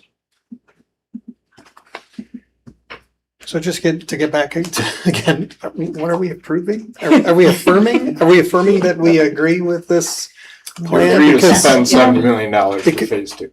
You So are, we're go ahead. not approving No. spending 70 We're million. agreeing to spend up to 70 million, not specifically how, but We are approving to spend up to It's 70 million. No. Possible No, action. We're approving the roadmap is how We're approving the road. Yes. Yeah. Which means, are we approving Nexus to keep moving forward with this roadmap on the contract that they're currently serving with us? Yes. correct. To start to continue the planning, to continue creating the roadmap That is that correct. we will, okay, all right, so that's what we're approving. We agree with this okay. So, Nexus can begin the work of putting together the bid packages and those next steps. And again, so you are approving the potential of up to 70 million, but every $35,000 project or more is gonna come before the board. Every bid pack is gonna come before the board. All of those are gonna run through business services. So you would be approving the roadmap, not the actual spend for any of those pieces. And that is exactly what we did in phase 1, was approve the roadmap. And as we've seen throughout the implementation of phase 1, the board has changed significantly some of those components as they have seen fit. I anticipate we will see some change and iterative processes that will definitely come up as a part of phase 2 as well. But by approving the roadmap, Nexus can proceed with all the planning work And we can continue to share the FinSum priorities so that you can see what we're looking at in the next bid packet and the next those things as we've done with phase 1 as well. Here's the updates that are going. Yeah, we'll baseline this. Okay. So the bottom line is we have $70 million. Is that the total of the whole updated project budget for phase 2? I guess I'm still confused on why, like Caledonia, we have $11 million in the updated projects. Updated project budget, Caledonia comes in at $11 million. But if you sum up all the numbers under updated project, it's gonna be more than 11 million. Because they're not all checked marked in the far left side. You have to look at that phase 2A and you can only add those columns that have an X on the far left-hand side under phase 2A. So you can't just highlight them all and count them because it will be far over. Only the ones with X's. So those would be were, counted. you could say, original 2023. No, these were all original on there. So they would indicate the current status of where we currently would put a priority on them at this point. Like, if you have 70 million, where's the starting point for prioritization after the 3 meetings we've had with the admin team to kind of mold that into a starting point? So the total at the bottom of phase 2A is 11 million for Caledonia.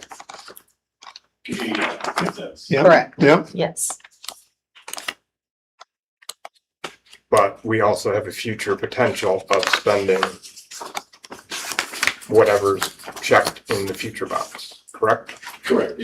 That would be another, if we were going to approve another facility plan moving forward, That would be or start, 2D. Or it'd be a phase, three. phase Phase three. Yeah.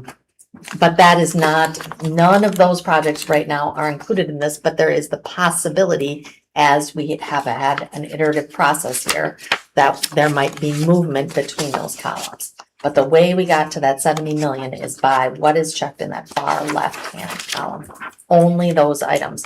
Again, there is considerable additional projects that could be done, perhaps should be done, but we are really prioritizing the most important work in cooperation with our administration and with Nexus, and also being really clear that we do not want to increase the tax rate.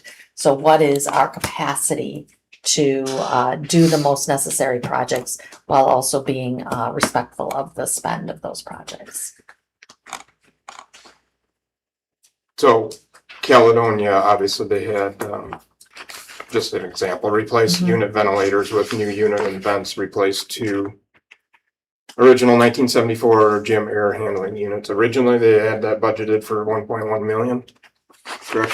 2023, 1.134 million. Yep. And now they got it at 7.855 million. Because again, that 1.1 is just the actual ventilator in 2023, not inflation, not anything. It's just buying a ventilator, not not designing it, not getting any of the schematics done, not doing anything but just unplugging if you could and plug it back in. Yeah.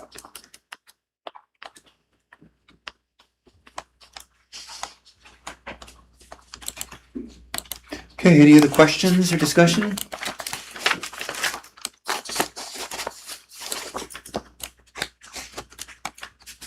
Seeing none, roll call please. Mr. Piggy, Aye. Mr. Hemke, Aye. Mrs. Young, Aye. Mrs. Hauk. Aye.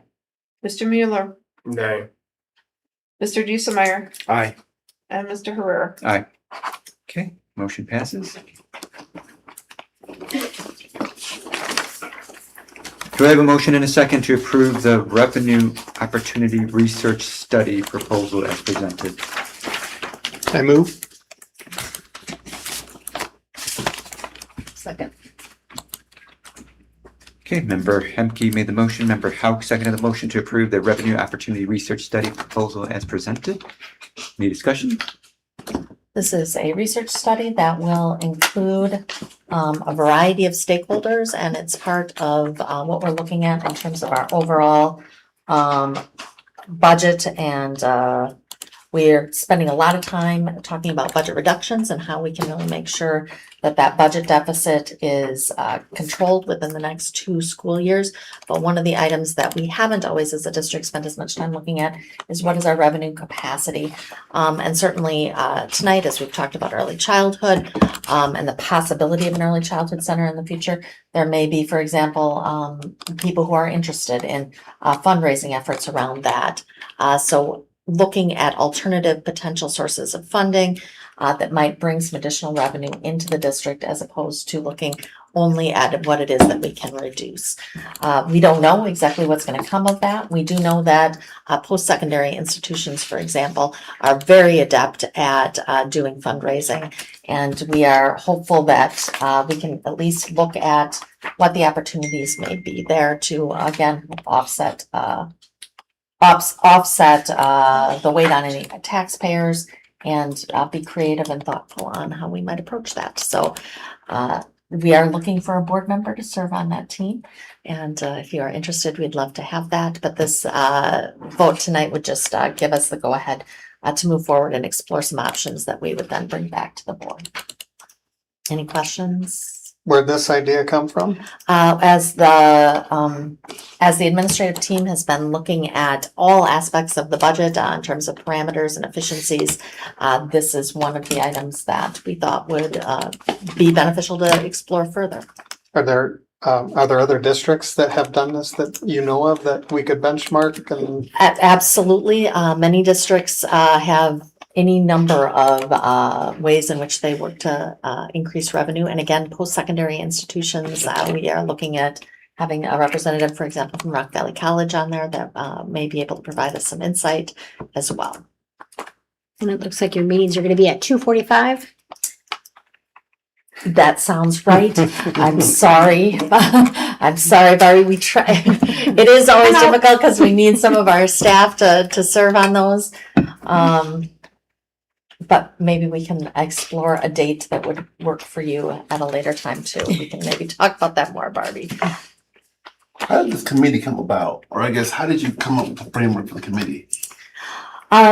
We typically, anytime we move forward with a different area that we want to dive into, we build a research study proposal and bring it to the board. We begin by looking at who the stakeholders are that we think would be valuable to have on that committee. And then we really try to build out, start to finish, what steps we think will be most important, from designing the project to looking at the research. For example, we've already pulled the research on this that we'll be sharing with the committee. And then step by step, how we're going to structure those next pieces and what we're going to learn from other organizations that are more adept at this, what we might take away from that, and then bringing back whatever it is that the committee comes up with to the board. And it's a process we use over and over in the district.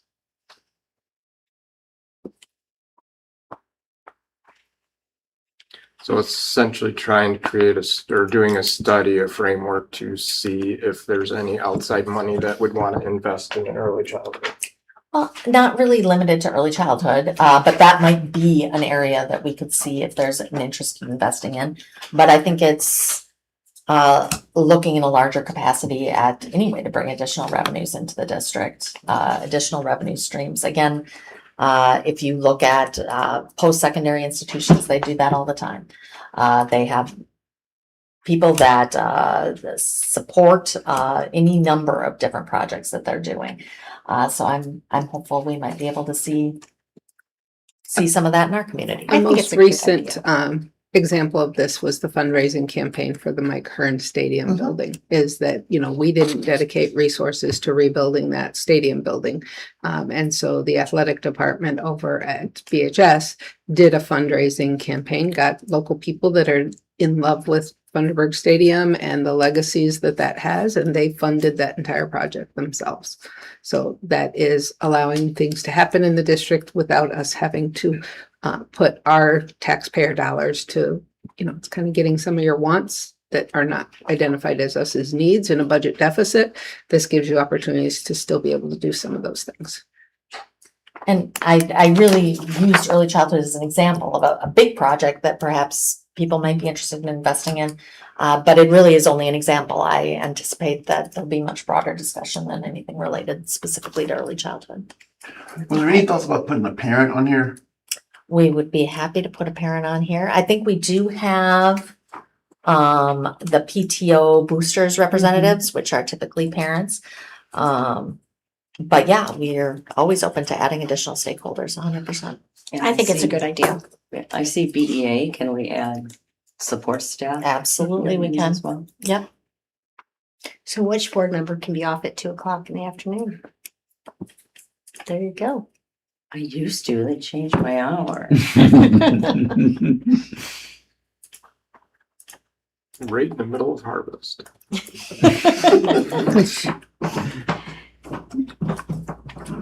Any other, so we can take a look at if the time is gonna work better for a board member, if there's somebody who's interested in serving. Ms. Young, if that's you, we can look at the times. We absolutely I don't have everybody else on the committee mad at me because I can't. It looks like it's only once a month though. It so is it's only not- once a month. So yes, and we've held these committees at various times. So certainly that's something we can look at. And again, even if we don't do all the meetings later, we could look at doing some of the meetings later. So yes, if there's any board member who's interested, I'd be more than happy to talk about those times. All right. Any other questions? Discussion? Okay, roll call, please. Mr. Hemke. Aye. Mrs. Hauk. Aye. Mr. Mueller. Aye. Mrs. Young. Aye. Mr. Piggy. Aye. Mr. Dieselmeyer. Aye. Mr. Herrera. Aye. Okay, motion passes. All right, do I have a motion and a second to adopt the resolution to request waivers, modifications allowing students required to be excused from physical education requirements as presented? I move. Second. Okay, member Hemke made the motion, member Dieselmeyer seconded the motion to adopt the resolution to request waivers, modifications allowing students to inquire to be excused from physical education requirements as presented. Any discussion? I'm just curious as to, they said it's been taking them like 10 plus years to get this done. So why has it not passed in the past? Why has it not been supported? Dr. Carson, do you know the answer to that? I Dr. don't. Johnson? Does I Wendy don't know the recall answer? ever Can we ask being her? brought to the board. In short, it's never come as far as Right. this in the past. Yeah. It's always kind of stuck then with the admin or the and like he said, he talked to Jeff Alberton and had a good discussion with PE and showed how it worked. That was somewhat of a stumbling block that they had not gotten past. Sounds like it was really dated. They decided they needed to collect data and Yeah. prove that there is I'm not. a rationale. Students was at stats. Yeah. And they would get a semester waiver during the semester of show choir, but show choir's kind of a year, or is that? Year long, so I think So the waiver would be for the full year. just like kids who get two. Marching band is just for fall semester though, correct? Yeah.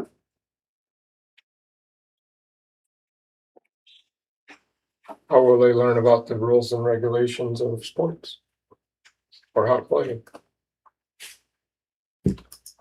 Well, not all of our PE classes are playing sports. I mean, we have fitness. That's really more about the physical conditioning. I guess I wasn't concerned about their physical. I mean, obviously choir has a lot of physical stuff, but it was just more or less like, just the thought of, you know, the rules of football or rules of soccer or. We'd have the foundation from elementary and middle school, at least from daily PE there. But to your point, it would be different. I in just high remember school. taking tests on pickleball in high school. Just- You're ahead of your Yeah, time. glad I don't have to take a test on that now. There's ChatGPT for that. You just said, guys. Nonetheless. Just the thought that came to mind when they were, obviously I'm for it. It's just, you know. Yeah, as long as all both departments are for it, PE and choir. Reason not to. I mean, there are no PE teachers here tonight talking. I assume. Okay, any other questions? I'm sorry, questions, comments? Okay, roll call, please. Mr. Hemke. Aye. Mr. Dieselmeyer. Aye. Mr. Piggy. Aye. Mrs. Hauk. Mrs. Young. Aye. Mr. Mueller. Aye. Mr. Herrera. Aye. Okay, motion passes. Do I have a motion and a second to approve the 2027 graduation dates as presented? Move. Second. Okay. Member Mueller made the motion, member Dieselmeyer seconded the motion to approve the 2027 graduation dates as presented. Discussion? I mean, I guess I'll just say I'm a fan of it at the Metro Center, Beaboa Center. But it's $30,000, so do we want to discuss that? Would it be cheaper? I know last year when we talked about this, they brought up the custodial costs for the weekend and things like that. Do we have numbers that balance us Dr. out? Carson, do you have any numbers about what the cost used to be when we hosted them at our football stadiums at both North and Belvedere High School? Yes. Sorry, give me a moment. Assuming there's like overtime because it's a Sunday or.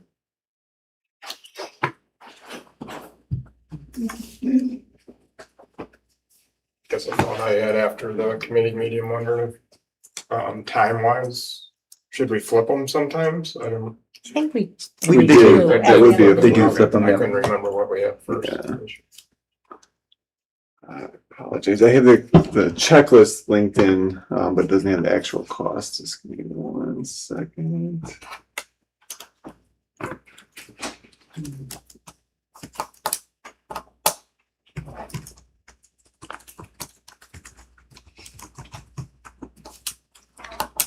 All right, here we go.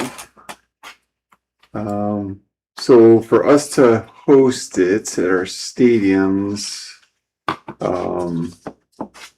which didn't include us, there was a streaming cost that we were going to have to add. It was about $11,500 was the cost. But again, there was some additional And that's for both $4,000 per site that wasn't included in that. Yes, that was for both schools. So it's 11,500 each, or just total 11,000? that was the total cost. Okay. So we're talking about $20,000. But again, there was another $4,000 I've seen here for equipment for streaming. So it would bring it up to $15,000 for that. Does the BMO Center stream for us? Yeah, so there is an additional cost in this contract as compared to last year's of $150 to add a camera operator to so they're streaming, plus that would then also put the kids up on the jumbotron in the middle of the stadium. And that's included in this? That's included in that estimate, yes. Contract.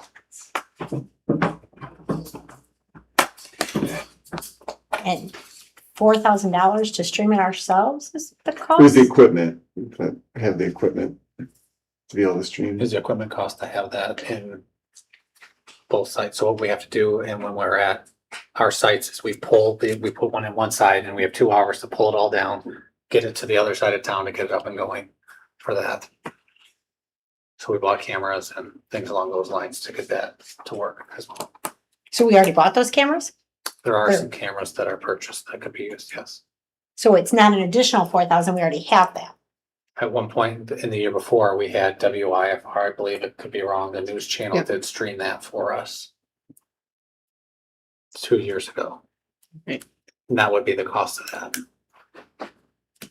And those costs, I don't believe, include the cost of your team doing any of that pull down and doing that. I know we included custodial costs.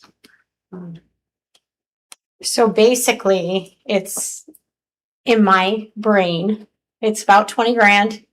So that kids can have their entire family come support them on their high school graduation. With no weather restrictions. And full accessibility. Yeah, Because because you wouldn't have your whole family if you had Correct. it here or anything else. Right.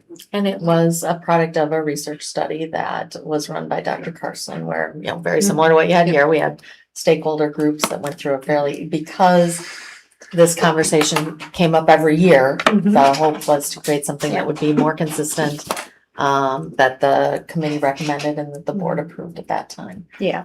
No, and I realize that. It's just, we didn't know a year ago about the budget, so I just want to make sure we're all thinking about that when and again, I am a big supporter of this. It was at the Metro Center years ago and I like it back there again. I don't think we should limit kids to who can celebrate with them. But I just want to make sure that we're doing our due diligence with the money piece. So if we're going to commit $20,000 to this, then we just know we have to not have $20,000 someplace else. Along those lines, that 30,000, what exactly does that pay for? It's just like setting up and tearing down and. It's for that lady that wouldn't let us park last year. Great. Oh, shit. That was your tough one. It's also the staff, that's something that I know our staff that run the graduations really appreciate is that our staff can just show up and participate. They don't have to run the event, so having all of the staff there running the event as well as set up, tear down, rental, balloon drop, all the costs. And I don't have numbers. It did reduce some of the supplies cost of what they had to actually spend to decorate and get ready for graduation. So, there's some incidentals that are there that you can't just shift to the other schools, but. The Amazon bills. That's pretty typical. My school district spends a ton in Amazon too. It really is very typical. Jeff just loves it. But I can see where that would be like shocking to somebody that doesn't see. You should see his bill. No, it ain't nearly 40,000. Wife and I would have to have a talk. I can see where Barbie's coming from. I could support it this year, but we really need to be conscious about our budget. I mean, if we're gonna make some cuts, we gotta look at everything. And I'm not talking about cuts, reductions, looking at other expenses. Where can we cut where this is great? But it's more of a convenience for our families and our students. But if we're really looking at making we gotta be looking at different things and be able to pivot and make some sacrifices along the way where we can and where it makes sense. And so this is a nice to have, if you will, and it really is. And it's great for our families. But again, we start looking through this year, next year, especially, we've got to take some things into consideration. I know there's work that's been done by the administrative team on some reductions on some things here and there, but we've got to keep all this we got to be conscious of some of this stuff, where we can and what's priority, what's maybe not so much as a priority, because it all adds up. I mean, the small amounts add up to kind of getting our budget back in line, but. Like I said, I could support it this year, but we just got to be a little bit more conscious as we start looking forward into as we continue to work on some of our aligning our budget to be more balanced, if you will. But that's all I got on that. Maybe just 1 month with no Amazon. But I think that's 1 week. in the book. That's part of that 10% cut that we want to do. Yep. No, I 100% agree. I don't want us to lose focus either of the students and the research study and the group that went through this process, because the heat was a major factor. There were so many weather related, whether it was heat, whether it was rain, whether it was those things, and them not having the people that could attend. There were other components that the students really kind of wished for this and made their experience. So I 100%, I'm all in favor of reducing wherever we possibly can. But I don't want to negate some of the work that Dr. Carson and that entire team did just a year ago to do this, and then also get the feedback from the parents and do that. I know you had shared that with us previously. So I just want us to be conscious of changes. We have to look at every space, and I'm 100% advocating for that and controlling where we spend. But we don't want to do all of this. I know somebody had said at one point, slash and burn in places that are going to have that direct impact with our kids and our families that can't access the services. Accessibility for our students with special needs was, a factor in that as well. So just my tidbit. And what we will do is, again, we shared with the board the initial parameters and efficiency doc, where we're looking at those reductions, and the remainder of the reductions really are going to look like staffing positions. As I noted earlier in the meeting, we are 30 positions down going into this school year. We will be looking at being thoughtful and strategic with additional positions moving into next year. We already are down 1 position with the administrative reduction that we made actually just this evening. So we will be continuing to do that and bring those pieces forward to the board, and continue to be as thoughtful as we possibly can be in terms of what's the impact on students. It is important to have these conversations. It's important to reflect on them, but it's also important for us to make sure we're creating consistency. For example, as we need to have this approved every single year, we struggle to get the dates because these dates are in high demand at the BMO Center, which is why we are again on a Sunday, I think this year over Memorial Day weekend. No, good. Weekend before. Weekend before Memorial Day, because it's really hard to get into that BMO Center. So whatever we decide to do for next year, we want to do sooner than we're doing this one this year. Is that correct, Dr. Carson? Yes. All right, thank you though for all of that thought and continued thoughtful reflection on the budget. Any other questions, comments? About how many graduates were there total between the two? Oh, gosh, 550 is my, 500 to 600? yes, that's my guess. It was hard. It might have been because I think it was 330 maybe at North and then probably another, so Yeah. a little bit higher. 250 at BHS maybe. I can give you that exact number, That's okay. but we have a lot of graduates. Think about how much per graduate covers the Awesome, difference, of course. Maybe a donation bucket as they walk in the door. Yeah. That'll be part of our revenue stuff. Yeah, we're gonna sponsor it next year. I'll give you 20 grand so you can go to the Metro Center. But, there you go. I like that you call it Metro Center. Sorry. Dating yourself. I'm old. Will the It's what we know. Will the BMO will they address the speakers in there? I know that was a concern this year.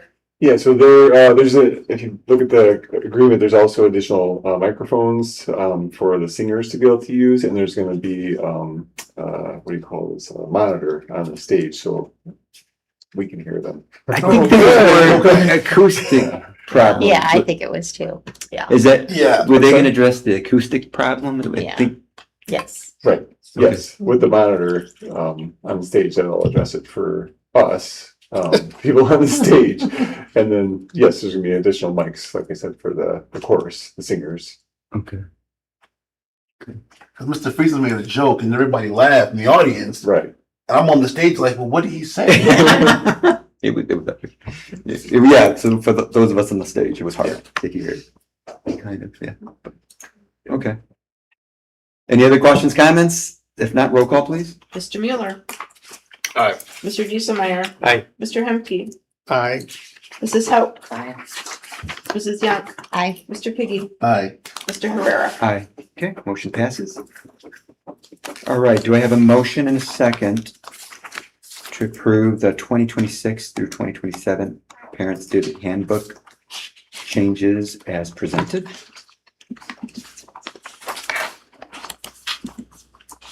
I'll make a motion. Second. Okay, member Young made the motion, member Mueller seconded the motion to approve the 2026 through 2027 Parent Student Handbook changes as presented. Any discussion? Mr. Mandera, did you want to highlight anything on those changes? This is just an annual process that we kind of go through, usually in June, July. The IPA, which is the Illinois Principal Association, has what's called a model handbook that's aligned to press policy with all the new legislative updates that might have been done during the time of the summer. According to our press policy and what is done in the handbook, and it all kind of comes together then, so it's in one document in a more readable way for parents to kind of be able to use that in reference.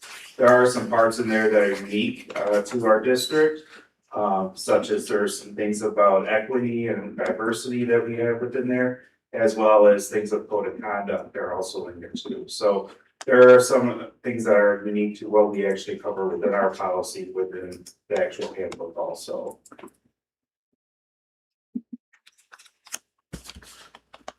Okay, any questions, comments?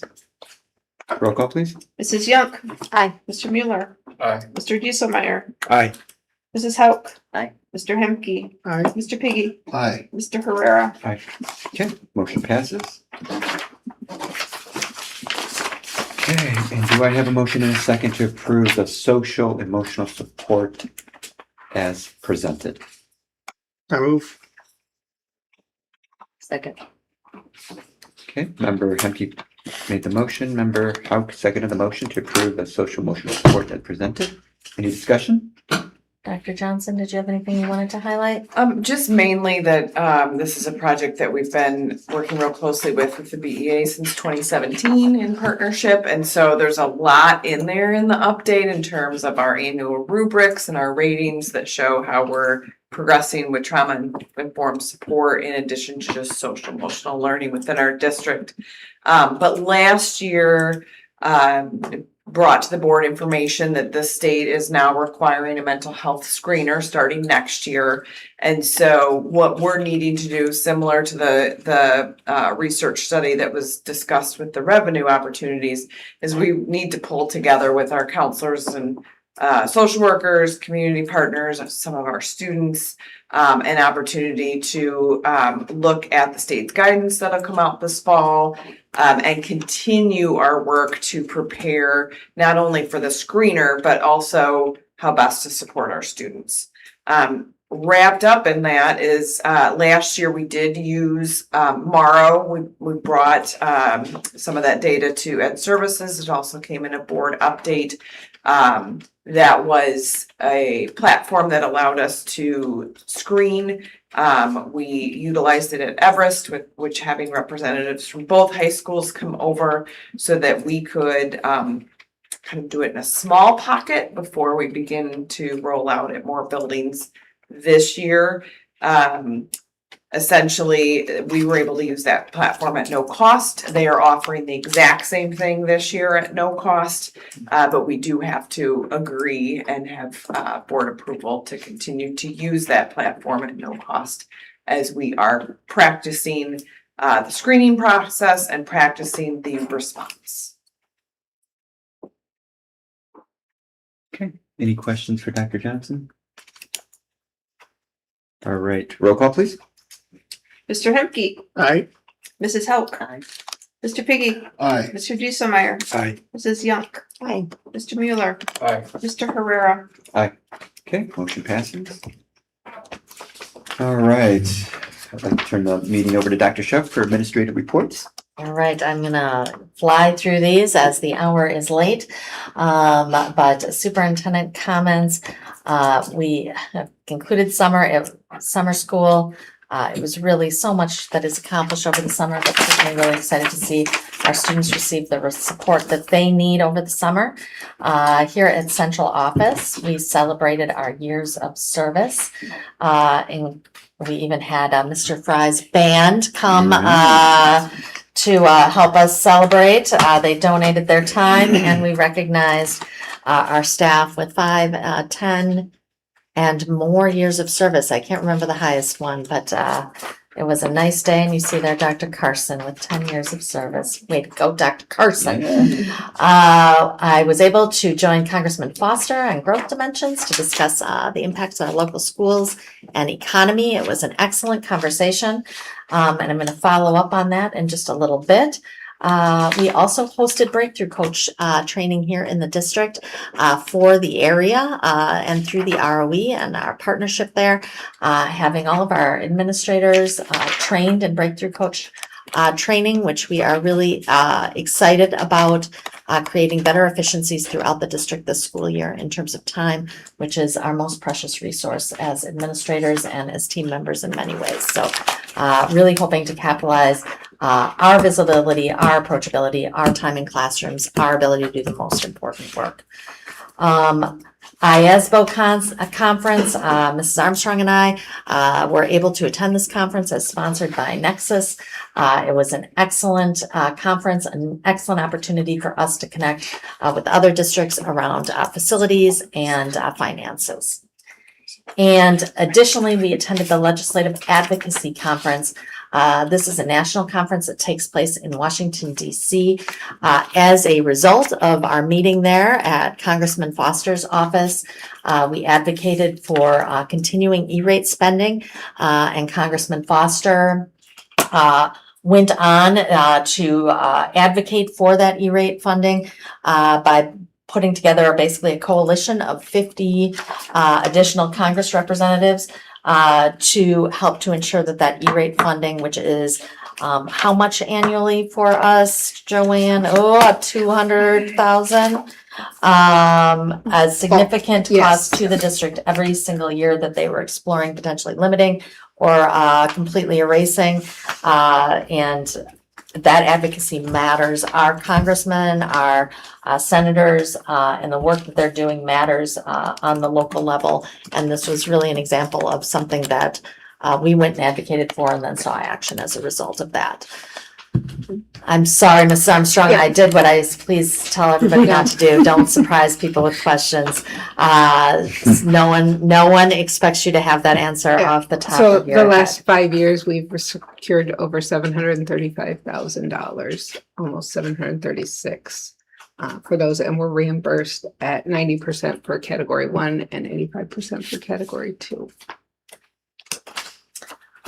We also had our web crew and link day. These are such fantastic days, welcoming our 6th graders to the middle school and welcoming our 9th graders to the high schools and really making strong connections there. I think we are seeing that pay off in terms of our freshmen on track rates, which are at record highs for us, or record highs at least in the last 5 years, and also increased enrollment in our extracurricular activities and athletics. And as many of you know, I just love this picture. I think this is an amazing picture. I want to say Dr. Johnson looks like she's 2 inches tall. She's so small. You can barely even see her. But all our board members, our administrators, our team was at the fair, as we are every year over this week. And it's a great opportunity for us to be connecting with our community and sharing the important information about what's happening in our district. This year, we added a Points of Pride document and also a document about our facilities planning. And our team had a lot of opportunity to engage with the public and get accurate information out there. We held our annual Haircuts for Kids. This is sponsored by the D100 Foundation for Excellence in Education. Every year they've sponsored this. It is just so fantastic.